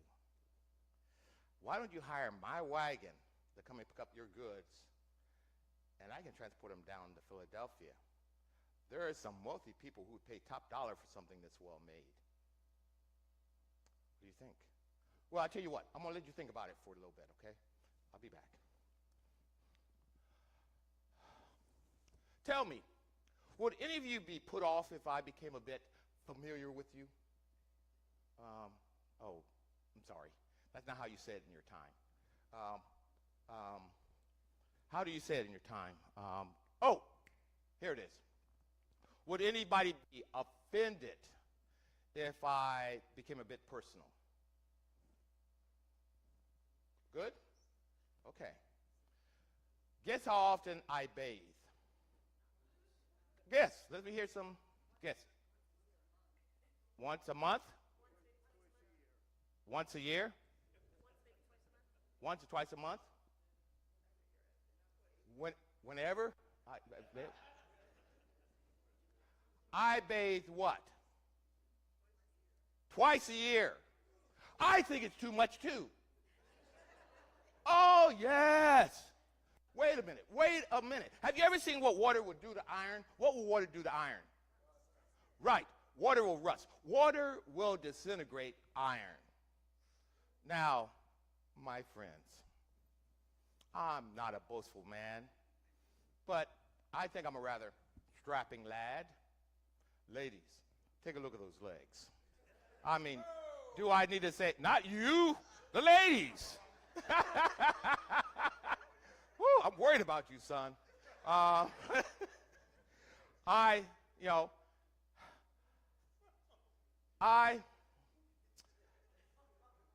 If water can disintegrate iron, it's just obvious that it's not good for a human body to be down in it too long. I mean, that only makes sense, right? Right? No, what I believe in are humors. Humors are the substances without and within, if kept in proper balance, promotes good health. For instance, the air is a humor. I breathe in good air. I breathe out bad air. Balance, good health. The blood in your vein, I believe, is a humor.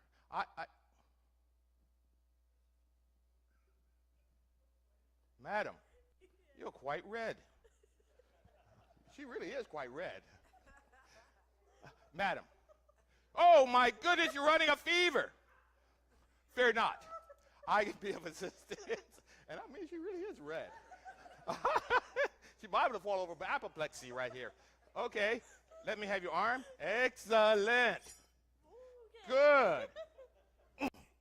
I cut you and I bleed you. How you doing? How's the triplets you had last year? Well, They're doing well? Was my wife any help to you? yes. Oh, I'm glad. She'd be glad to hear that. She hasn't had a lot of experience in birthing. I'm glad that she helped. She's making some food she's going to bring by later. Hmm? Good, good. And how about that bull you bought? Is he reproducing well? My friend, you always had a great eye for cattle. What's that? Oh my goodness! Oh, too much blood! Oh, I'm sorry. Oh, I wrap a bandage. You come back to your proper color. You're right as rain. It's all about balance. You know what else I believe are humors? The oils in my skin. I believe what these oils do is keep diseases out of my body. And we have some horrendous diseases during my time.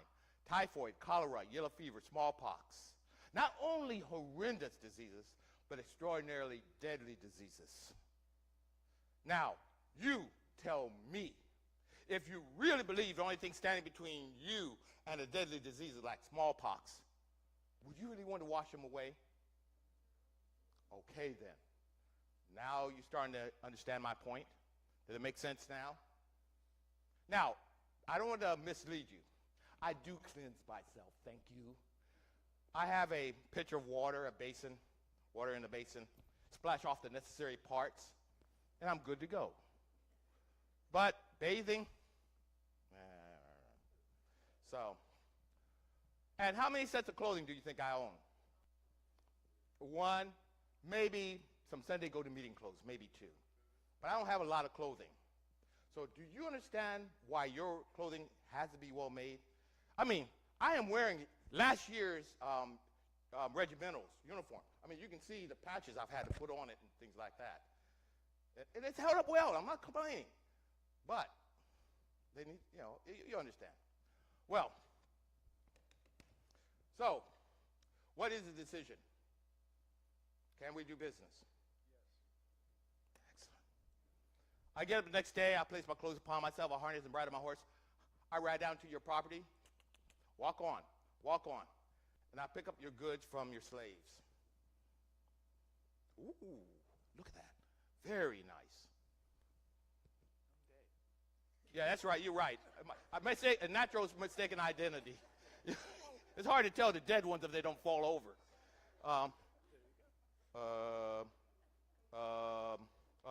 Work on this one a little bit more. I'm sorry. Yeah, well. So, I ride down to Philadelphia. Now, it so happens, I happen to know one of the best merchants in the whole of Philadelphia. Everybody knows if you want the latest of style, the finest of fashion, if you want to be a macaroni, sir, they come to your store. Madam, feel that. Now, don't get carried away. I'm a married man. But, but it is well made, right? Today is your most fortunate day because right outside your door here, I have a whole wagon load of such well-made clothing. Perchance, might we be able to do a bit of business? Excellent. Hands like this. Business.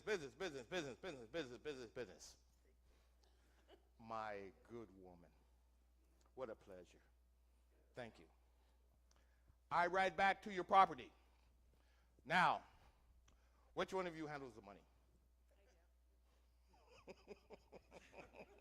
No comment. You're showing the wisdom of your years, my friend. Hands like this. Ready?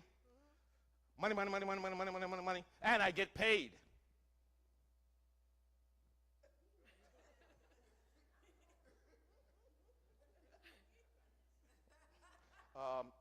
My friend, you might want to take the purse away from her. She's here, I wouldn't cheat you. We're friends, we're neighbors. Okay. Good.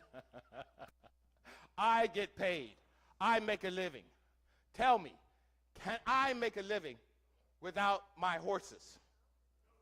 Can I make a living without my wagon? No, I cannot make a living. Can I pay my bills? Can I take care of my family?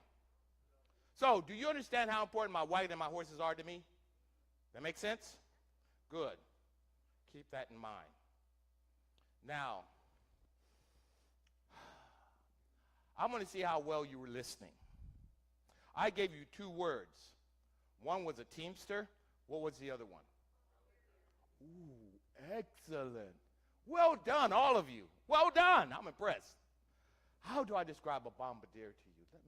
Wait a minute. I have something in my haversack. Let me see if I can find it. Ooh, not that. Oh, I have no idea what that is. Not there either. Ah, I found it. What is it? It is a cannon. A cannon's a very simple device. A long metal tube closes in on one end, a little hole at the top of it. It takes about 7 people to fire one of these. You can fire it with as few as 3. Just out of curiosity, any of you interested in knowing how to fire a cannon? Well, where was that gentleman? Right back there. There you are, sir. I can now disclose my real mission here. I was sent here by General Washington to raise a unit of artillery from among your fine citizens. Might I have leave to proceed? Excellent. The first thing I need is a commanding officer. They must be somebody who's cool under pressure. They must be somebody who people look up to and respect. There must be somebody who can memorize a lot of orders very quickly. Have I that sort here? I need a volunteer. Who will volunteer to be leader? Well, you may not know this, but I call him the one that points. Come up.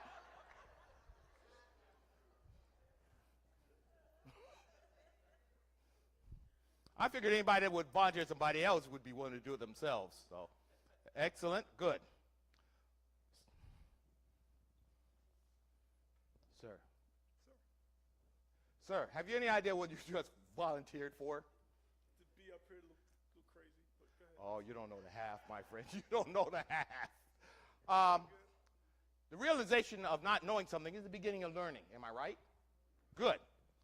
You're going to be in charge of 6 people. They're going to be depending on your leadership skills for their lives. If you don't do your job and do it well, they will suffer. They might even die if you don't do your job well. You understand? Can you shoulder that type of responsibility? Yes, sir. I like your confidence. I said I need somebody who can memorize a lot of orders very quickly. Have you this capability? 20 years ago. I don't want to hear it 20 years ago. Can you do this? Yeah, sure. That's what I want to hear. My friend, as I'm sure you know, you're going to be out on a battlefield. A battlefield is a very noisy place. You got horses, wagons, cannons. You got to get your voice above the din. If they cannot hear your orders, they can't follow them, right? Correct. So I want you to give me a sample of your battlefield voice. And I want you to give the order to load the charge. Just sound something like this. Load the charge! Load the charge! Oh! I have found my man. Well done, sir. I want you, see, where do I want you? I want you right here, facing that direction. Good, right like that. Your cannon's going to be right here. It's going to be this long, this wide, this high. It's pointed in that general direction. I will assemble your unit for you. I need volunteers. Who will step up? Oh, you didn't remember what I just said, did you? You hold on there. You hold on there. You men, what are you, cowards? You would hide behind your women's skirts? What is wrong with you? Don't you care about your homes? Don't you care about your... Oh, that's what I'm talking about. Sir, well done. You're going to be my number 1. Number 1, come up, come up. And turn, let's see, number 1 position is here. You got to give me some space on that side of you. So right, one more. Yeah, right there. Okay, I need another volunteer. Don't make me volunteer you the military way. I will do that.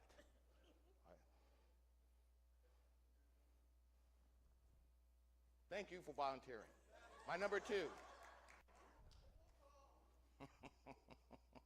Right here. I need another volunteer. I don't want to hear it. Madam, how dare you volunteer for this? Do you realize that you're a woman? Do you realize that women are not allowed to take and fight in battle? Women are weak. Whoa, whoa, whoa, whoa, whoa, whoa, wait. Wait, whoa, okay. Whew. Boy. Wait a minute. My apologies. Allow me, please, to rephrase.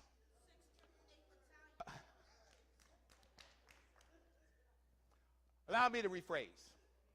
Women tend not to be as muscular as men. Okay? And you're saying, well, I don't understand. Why is that important? I'm out in the middle of battle. I'm fighting. I take a hit. I go down. I need somebody to throw me across their backs and run off the battlefield with me. Now, as capable as you are, and as corpulent as I am, I don't think you're going to be able to do that. What do you think about that? Tell me.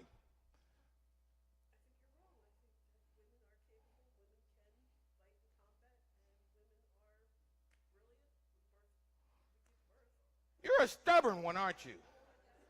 Madam, tell me this then. Why do you want to fight?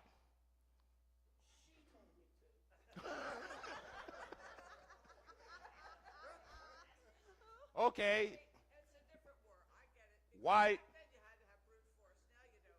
Why do you want to fight? I always had to. Why do you want to fight? Because it's important. Why do you want to fight? Took my husband. Why can't I fight alongside him? Why do you want to fight? Oh, the most cherished thing of all, freedom. Why do you want to fight? Tis true. Why do you want to fight? Oh, we got some Quakers among us. Wait, my goodness. I am so tired of the Quakers. They won't fight. Why do you want to fight? Oh, boy, they're ganging up on me.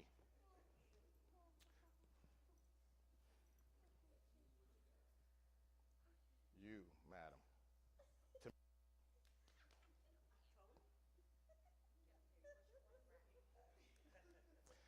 It's a danger of point of, here, you can come out through this way. Here, let her out. Unleash the Kraken. Right here. I want you to, right here and turn about.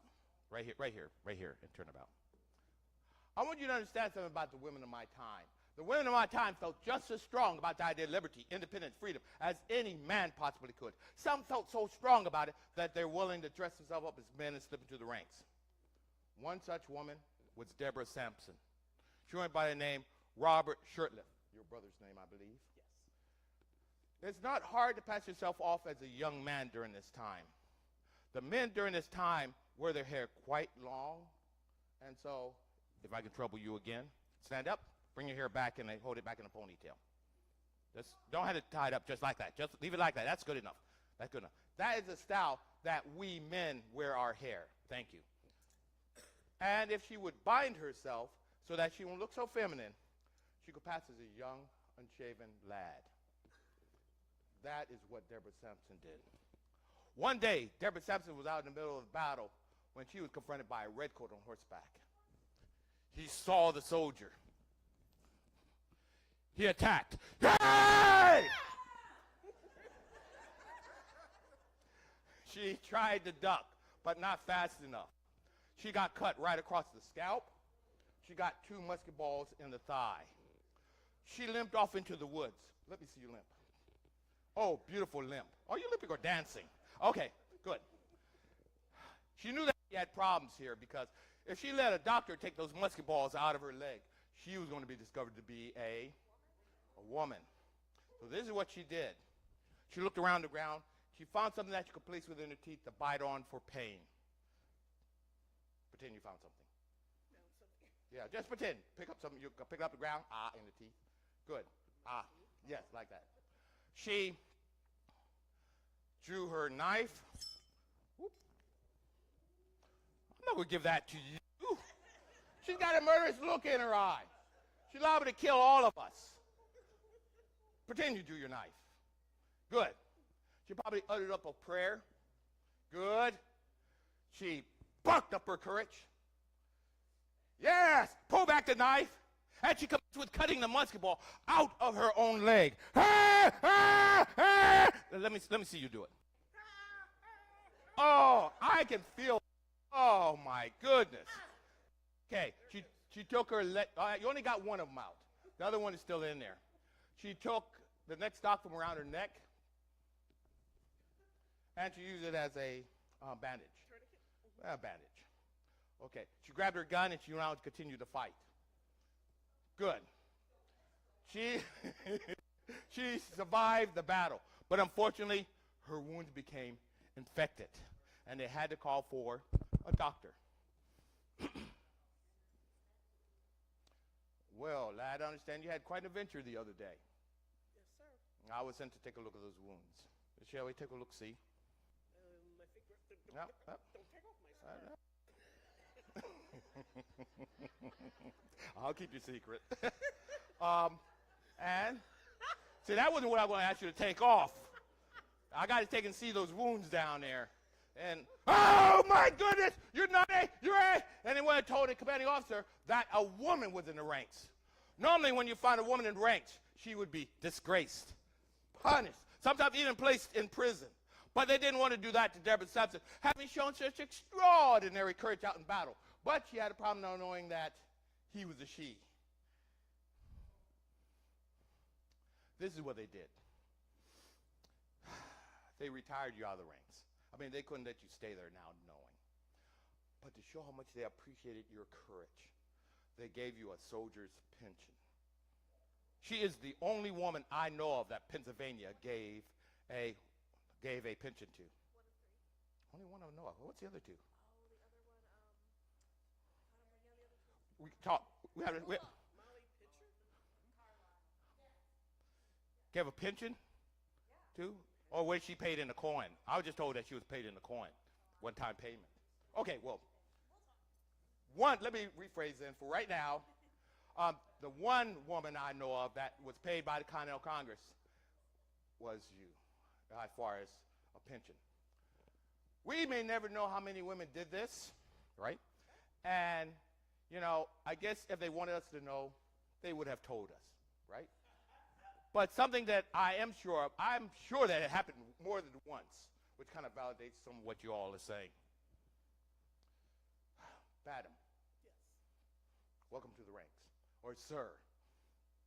You're going to be in number 3 position, right behind number 2. Right behind number 2. I need more volunteers. Who will step up? Who will volunteer?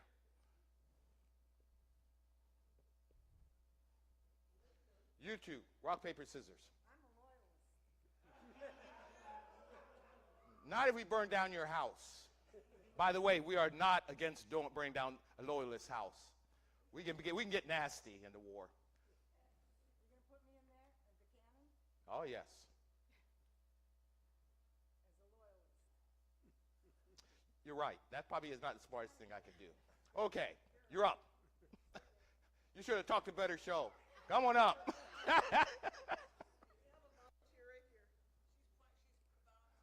She's already been volunteered. She got nothing to lose. I want you to be number 4, and I want you to be behind number 1.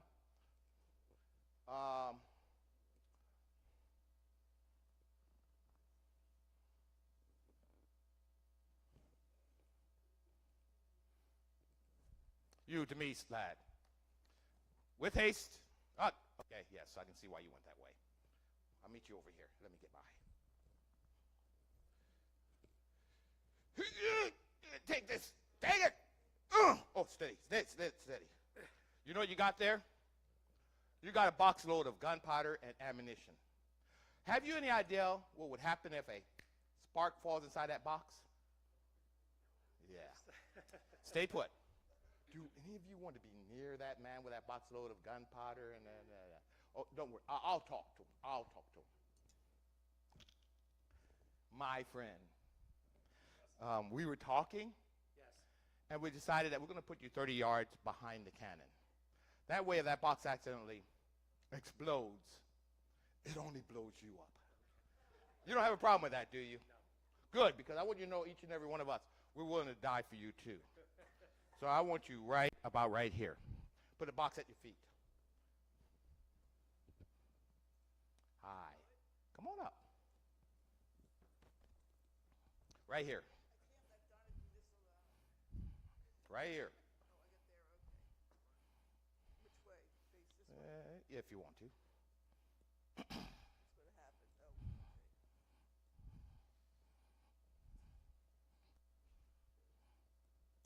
Oh, okay. Tell me something, lad. How old are you? You really want to know? Do I have to say that? Tell me how old you are. 84. I have to know you're lying. You're only 11 years old. Okay, I'm 11. You're 11 years old. I'm here because I'm very foolish.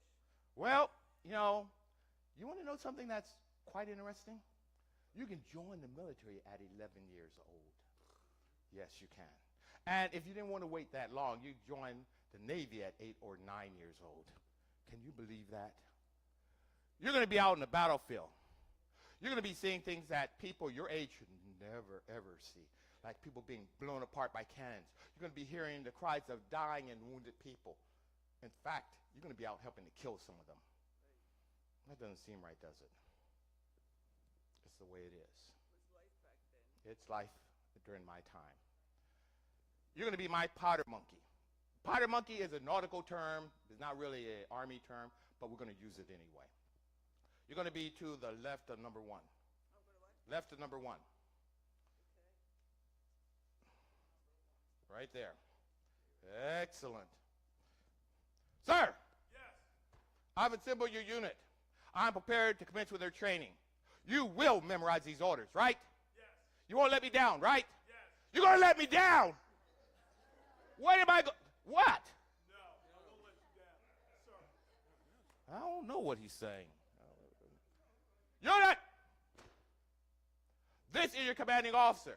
You will execute only on his command. Do you understand? Yes, sir. Very good. I will commence your training. Your first order will be to load the charge. A charge is a pre-measured bag of gunpowder. You contain that coupled with a cannonball and kept in number 5's box. Listen up. When the order is given to load the charge, the pilot might going to run back number 5, number 5 going to be able to go to the black, say charge, give it to the pilot might going to run to number 1, going to see it over his shoulder or body back, take charge, put it to the mouth of the cannon, which is right here. Do you understand, sir? No. Do you understand? No. Do you understand? Do you understand? What is wrong with you? I thought I spoke the English quite plainly. Do you not understand English? Shall I repeat it again? I told you to listen carefully. When the order is given to load the charge, the pilot might going to run back number 5, number 5 is going to be able to go and open the box seat, try to give it to the pilot might going to run to number 1 is going to see it over his shoulder, by and back, take charge and put it to the mouth of the cannon, which is right here. Now, do you understand? Yes, sir. I think we're all done for. Do you understand? If you want to listen so slowly the first time, you got it the first time. Okay. So let's see if you got it. Give the order. Load the charge. Load the charge. Why are you standing there? Move it! Move it! Turn around! Turn around! What? No, you stay back. You get back. Where are you going? Get your butt back here. You get up there. Get ready. Where are you doing with it? Go back and get the charge. Get the charge from him. Go back there. No, not you. Hit that person. Bring it up. Give it to him. Put it into the can. Into the can. No, you dropped it. You dropped it. Pick it up. Pick it up.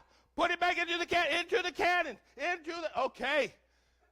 I have seen dead bodies move better than that. We all gonna die.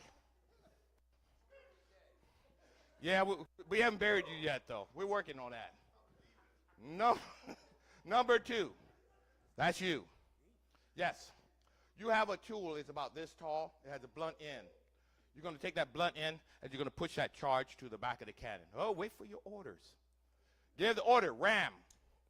Ram. Oh, come back here. The cannon's right here. Push it in there just like that. Beautiful. Perfect. That's all you need to do. Beautiful. Number 3. Now, remember when I described the cannon, I told you there was a little hole at the top, at the bottom, at the back? That hole is located, excuse me for a second, right here. You need to step up. Right there. Right. Here's your tool. It's called a vent prick, or a wire, a fuse wire. What you're going to do is that you're going to put it into that touch hole. You're going to puncture that bag of gunpowder, push it to the back. Then you're going to take out your powder horn. You're going to pour a charge of powder down the hole. Puncture, pour. You got it? Wait for your order. Give the order. Pick and prime. Pick and prime. Puncture and pour. Not that much. You're going to blow us up. Just a little bit. Okay, good. Oh, my goodness. You're going to kill us. Number 4. I'm sorry. Number 4. You have a stick about this long. At the end of the stick, you got a rope wrapped around the bottom of it. Both ends are lit. You're holding the lid end down close to the ground because that person's pouring gunpowder. When the order is given, make ready, you lift it up and you swirl it about. Then, when the order is given to fire, you reach down and you touch that charge. Do you understand? Make ready, fire. Not on the other side of you, but yeah. Okay, good. Now, that's when all of you come in at. No, I didn't forget you. Not at all. When that person reaches down and touches that charge, all of you, in one loud voice, go boom. Got it? Wait for the time. Give the order. Make ready. Make ready. Now, what are you two doing? You shouldn't be moving at all. Just number 4. Give the order. There you go. Give the order. Fire. Fire. Good. Now it comes to you. You have a stick about this long, but at the end of your stick, you got this corkscrew device that's just barely big enough to fit inside the barrel. Use it to reach inside the barrel, get out any little bits and pieces that might be left in the cannon after a firing. You can have bits of metal, wood, or bag left in there. You got to get them out, because if you put another cannonball down inside of it, then you get caught, and the barrel can explode, killing everybody around it. So you're going to search it to make sure it's clear. Give them the order to search. Search.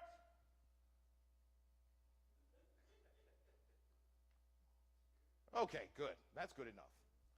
Okay, coming back to you, number 2. Show me your rammer. Good. Flip it over. Good. On this end, you have cotton, wool. Maybe you might have a brush. Right here between the wheel of the cannon, you got a bucket of water. You're going to reach down, you're going to wet the end of it, and you're going to wash out the barrel. Now, the reason he's doing that is that every time you fire a cannon or a gun, you get a bit of gunpowder on the inside. It gets thicker and thicker and thicker until after a while. You can't even force a cannonball down inside the barrel. You must clean it out. That's called sponging. Give the order, sponge. Wait for your orders, son. Wait for your order. Go. Sponge. Good. Well done. Beautiful. That is one sequence. Do you have it memorized? Would you like me to go through it again? Yes, sir. I'm going to do it once, so listen carefully. Do not act on the orders. Load the charge. Ram. Pick and prime. Make ready. Fire. Beautiful. Search. Sponge. Got it? Good. Excuse me, let me get through here. I got orders from General Washington for you.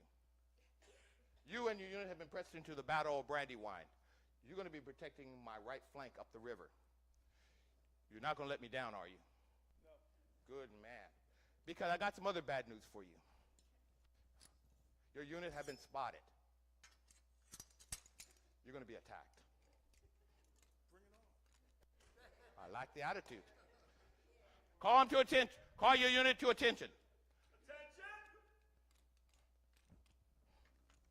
When you give the first order, I will start advancing. Give the first order. Load the charge. Hey! Hey! Hey! Hey! Hey! Hey! Hey! Hey! Hey! Hey! Hey! Hey! What do you mean, boom? The guy got a bayonet sticking out of him.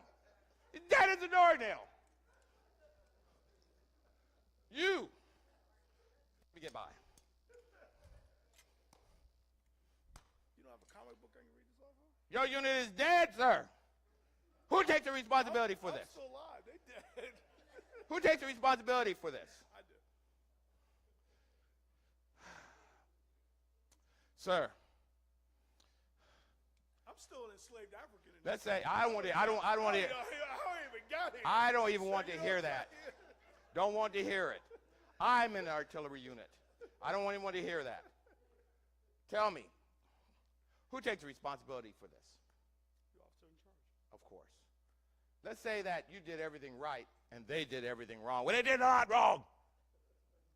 Who still takes the responsibility? Because you are the Officer in charge. absolutely. What being a leader means is that you are willing to take responsibility for other people's actions. Yes, sir. Now, what do you do when you make a mistake? Learn from it and train. Precisely. Well done. Train again. That implies you don't give up.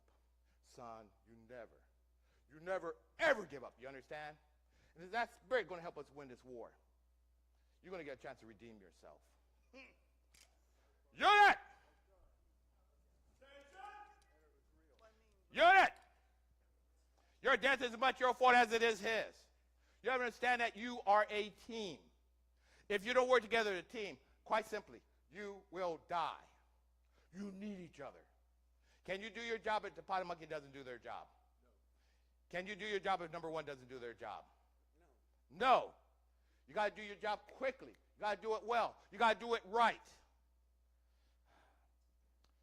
Work together. Stand together. Support each other and live. You got it? Now I'll give you this one allowance. If you get stuck, you can call on your unit for help. Everybody understand what your orders are? Yes. So if you get down to number 3 and you go up, you say, pick and prime, sir. And then you repeat pick and prime. You got it? Tell him what the next order if he gets stuck. And you go back to him. He doesn't come up to you. You got it? You don't come up to her. She goes back to you. Okay. I already gave it to you. Let's see what happens this time. You're not inspiring confidence. Okay. Sir, upon your command. Tell him what the first order is. Tell him what the first order is. Tell him what the first order is.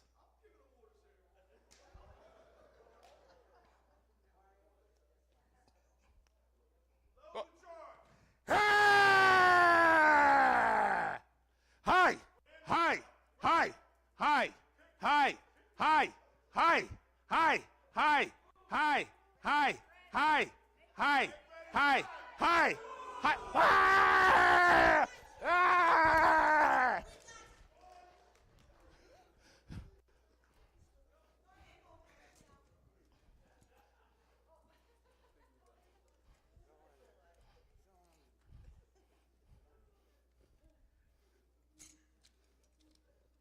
Yeah, you better.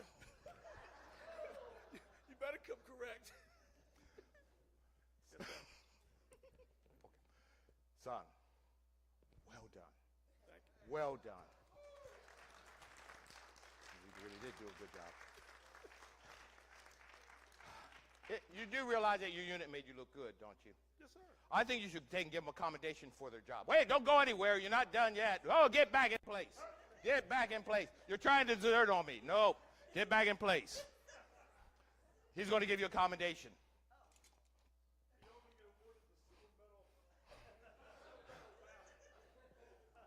Okay? Actually, the Purple Heart is inspired at this time by General Washington. It is inspired at this time. If you notice, in the Purple Heart is a picture of General Washington. Unit! Let me add my commendation to that of your commanding officer. Unit! Job! Well done! Very good, all of you. Number 3, raise your hand and keep it up. Number 4, raise your hand and keep it up. Number 5, raise your hand and keep it up. These are bombardiers. I am a bombardier. You may put your hands down. Sir, call your men to attention. You may dismiss them. Dismiss. Well done. Give him another round of applause. Okay, you all did very well. Very well. Very well. Very good. Did very good. Now, you know what I do as a teamster? You know what I do as a bombardier. Does anybody here remember what my, Ned Hector's last orders were? Anybody? Let's see how well you were. What's that? Abandon my wagon and my horses, retreat down towards Chester, regroup for counterattack. How did I like this order? How did I react to this order? Was I happy? No. Instead of retreating down towards Chester, I said, never. Never shall they have my team. I will save my team or I will die myself. And so I went that direction into the face of the British charge. Have you ever had a day that felt like the very hand of God was with you? Today is one of those days for me because some way I made it past the redcoats. I made it to my wagon on the other side of the hill. I grabbed up what guns I could. I heaved them up into the wagon. I grabbed my horses and my wagon and I led them off to safety. We lost half our supplies in the Battle of Brandywine, but not my wagon, not my horses. Sorry. Got to be that devil coming out in me. That used to be one of the sayings when you sneeze, it was the devil coming out in you. So, I want to shift gears here. Because I want you to be aware that people believe a lot of odd things during this time. They really do. Did you know that there are people that lived during my time that believe that we black people are not really human beings? They think we're a little bit above cattle and way below white people. They think we lack certain virtues, certain abilities, like the ability to be intelligent, the ability to be courageous, the ability to be civil and civilized. There are even some people that live among us who believe not only do we not have these traits, but we can't develop these traits. People like Thomas Jefferson. Not only does he believe that we don't have these traits, but he doesn't believe that a black man could ever be equal, or a black person could ever be equal with a white person. I want to tell you now what we black people did to help you to become the people you are today. 3,000 to 5,000 people of color served the American cause. 7,000 to 10,000 served the British. General Washington was the general of one of the most integrated armies all the way up until 1948, when Harry S. Truman would finally reintegrate the army for Korea. That would take over 150 years to happen. 150 years before a man like that and a man like me could be in the same unit fighting the same enemy. That's crazy, isn't it? It is. Not only that, General Washington also would command at least 3 majority black regiments. One from Massachusetts, one from Rhode Island, and there would be a group that would come in from Haiti with the French. And they would play an important part in that struggle for independence.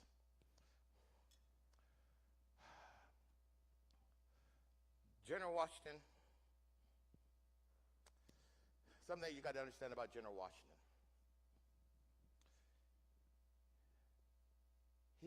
When he first took over the army in Cambridge, Massachusetts, he looked at his men and he couldn't believe what he saw.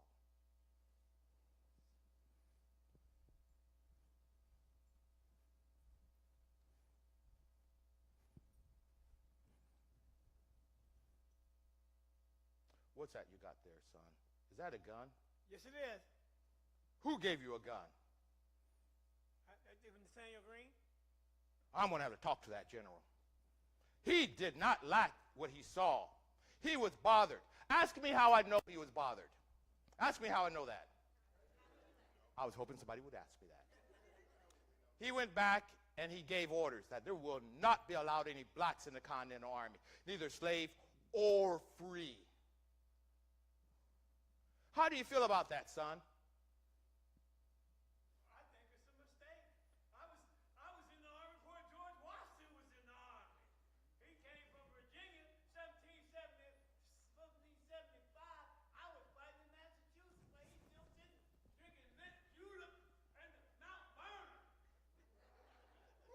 And how are you feeling? Are you feeling as insulted as I am? Okay. We complain about this. We voice our dislike of these orders to the powers that be. And guess what?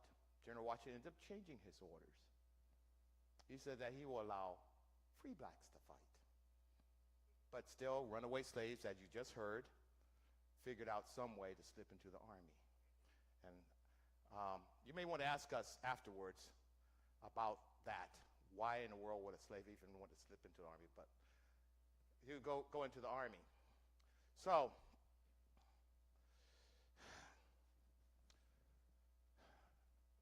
in your children's school, you know, they learn some African American history. Am I right? And they learn some American history. Am I right? But do you know there are people that believe that these two have nothing to do with each other? My friends, tell me, is that so? Thank you. African American history is American history. And you know what? I don't care where your people come from. I don't care what your ethnic origins are. I don't care what your social background is. If you are an American, you share in African American history because these people helped you to be free. Now, we contributed, we made a significant difference in at least two different ways.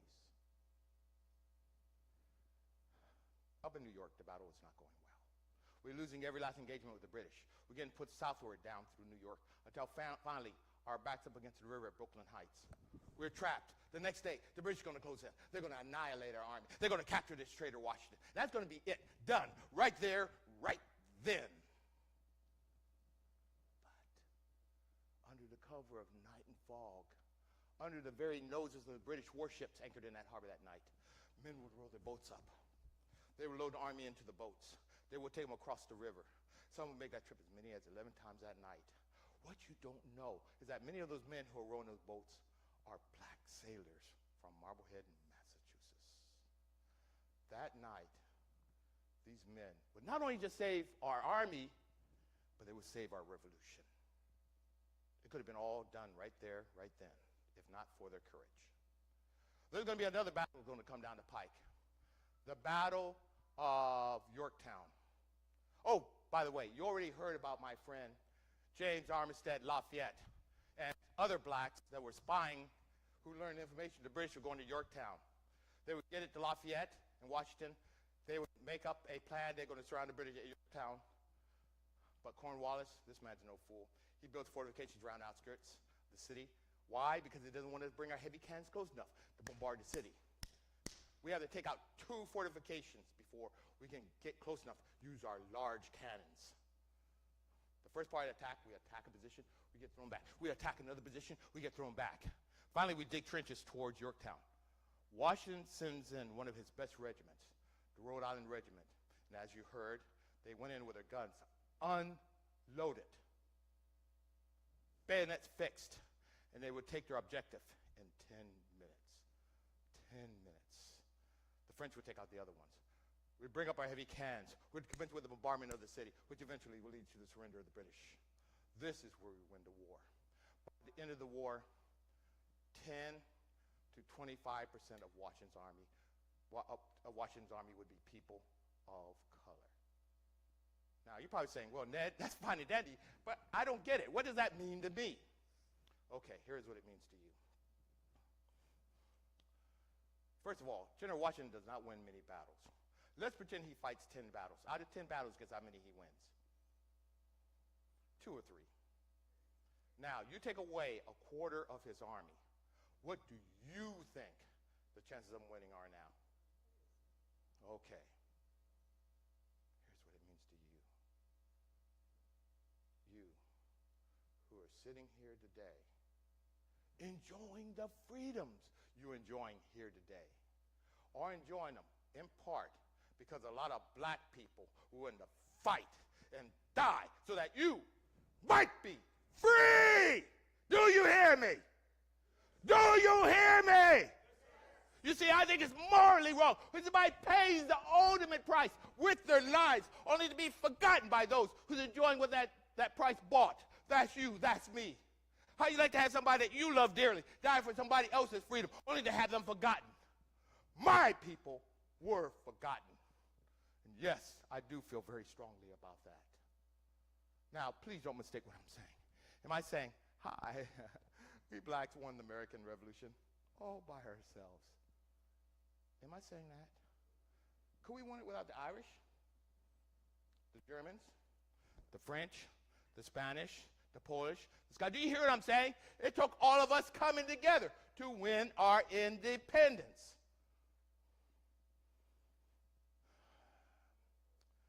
Well,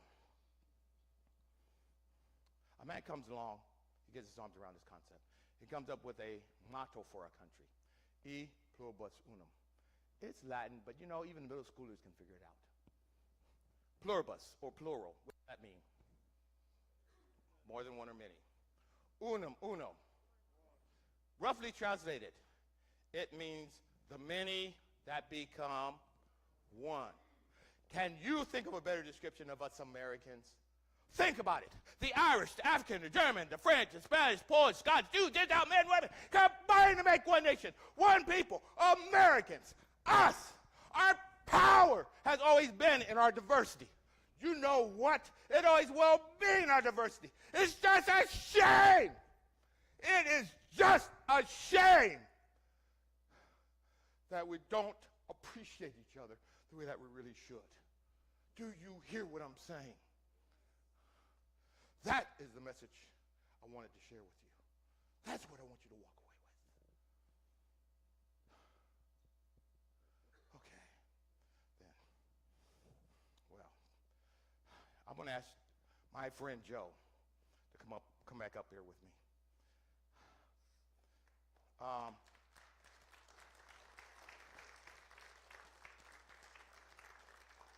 I want you to know something about Joe. Come on up. This man here was and still is my mentor. When I first came into doing reenacting, he can tell you some stories about me that, oh my goodness. Whew. But I've learned so much from Joe, and we have played along with each other for, oh my goodness, it's been, I think I've been doing it about 28 years, maybe me and you've been at least 25. We've been telling the story about our people and about their contribution. But a story is no good unless it's passed on. And our request, the mandate we sit on you, is to continue to tell the story so that we as a people can be combined together and be inspired to be one nation. So, thank you, man. You're well done.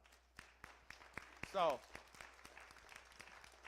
you probably have some questions, and I think the man's bringing the hook up here to get me off the stage here. So,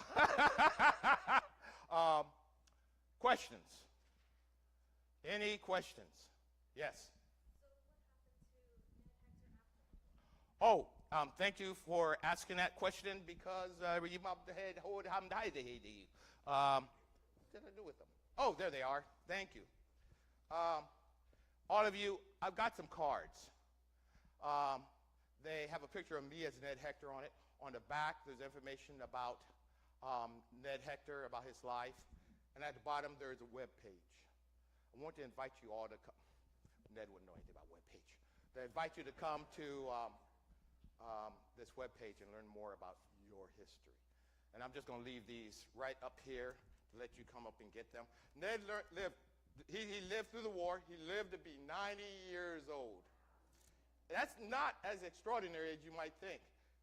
Joe and I have found people that have lived up in the hundreds and 90s, and if you can get past birth and get past childhood disease and past pestilence and war and things, you could live a long life. Our ancestors were made out of different material than we are. It's the truth. Stuff that they could endure that I know I couldn't do right now. So he survived. He lived. He ended up having the honor of having a street named after him in Conshohocken. If you ever heard of Conshohocken, there is a street named Hector Street. It was named after the gentleman I have the honor of portraying. And it was done about 1850 when that street was named after him. I put this challenge out almost every time I talk, but how many of you know, do you know anybody, any other black figure that had something named after him after or around 1850? I've never had anybody tell me anybody else who had something that honor. It's possible that Ned might be the first, or at least one of the first black figures that ever had something named in honor of him like that. And by the way, that was by 32 citizens of a newly developed Conshohocken that did that, 16 years after his death. So that's how well respected he is. May we all be that well respected in our home communities. Okay, other questions? Yes. Oh, yes.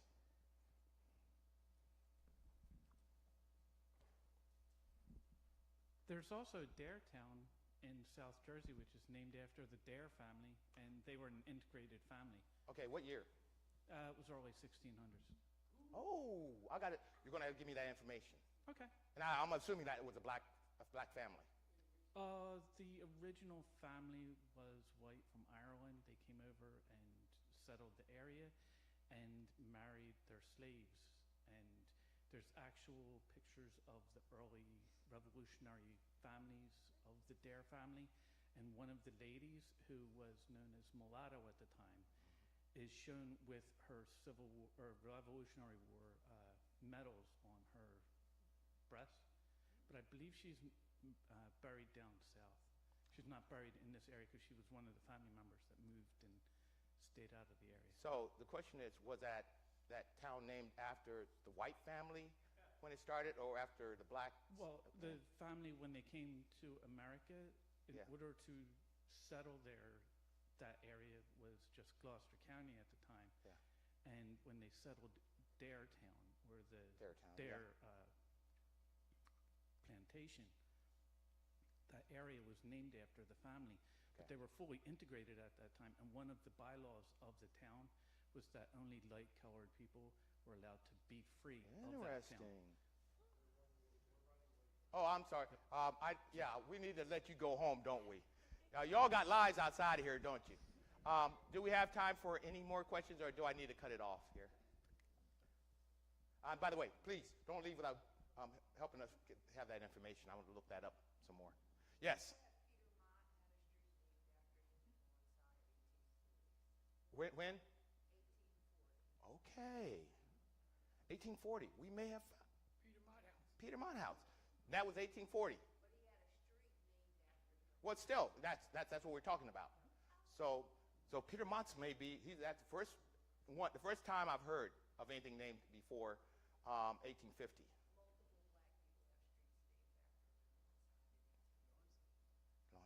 Okay, thank you.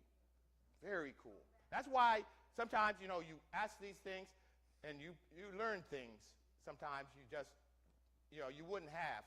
But somebody, they got the information somewhere. So. Sometime alongside considered themselves one of the first New Jersey black municipalities? Yes. What date did they become a municipality? 1826. 19. Oh, 1926, okay. Okay. Is Daretown in Gloucester County or Salem? Cumberland. Cumberland County? Okay. Yeah, that's cool. Well, picked up some useful information. Good. That's what it's about. Okay. Well, on behalf of Joe and myself, we are now, and we shall continue to be, your most humble and obedient servants. We thank you for this time together. We thank you. Celebrate Black History! We certainly thank you for the presentation. Just one announcement as you are leaving. There will be a petition on this. Oh, There'll be a petition on this podium as you are leaving. We're asking you to sign the petition for the residents of Woodbury, correct? It's for the residents of Woodbury, and it is basically a petition for our councilwoman, Donna Miller, who does so much work for us for her reelection. So I think Ned Hector may have had some relatives in Gould. Assemblyman Spearman. Oh yeah, okay. Okay, as you leave. Yeah. As you leave, it'll be on I've this got a book podium. on Gould, the book that was written about the Gould. I have that one. Okay. Okay, thank you. Oh, that is. We're going to get a court martial, not an award.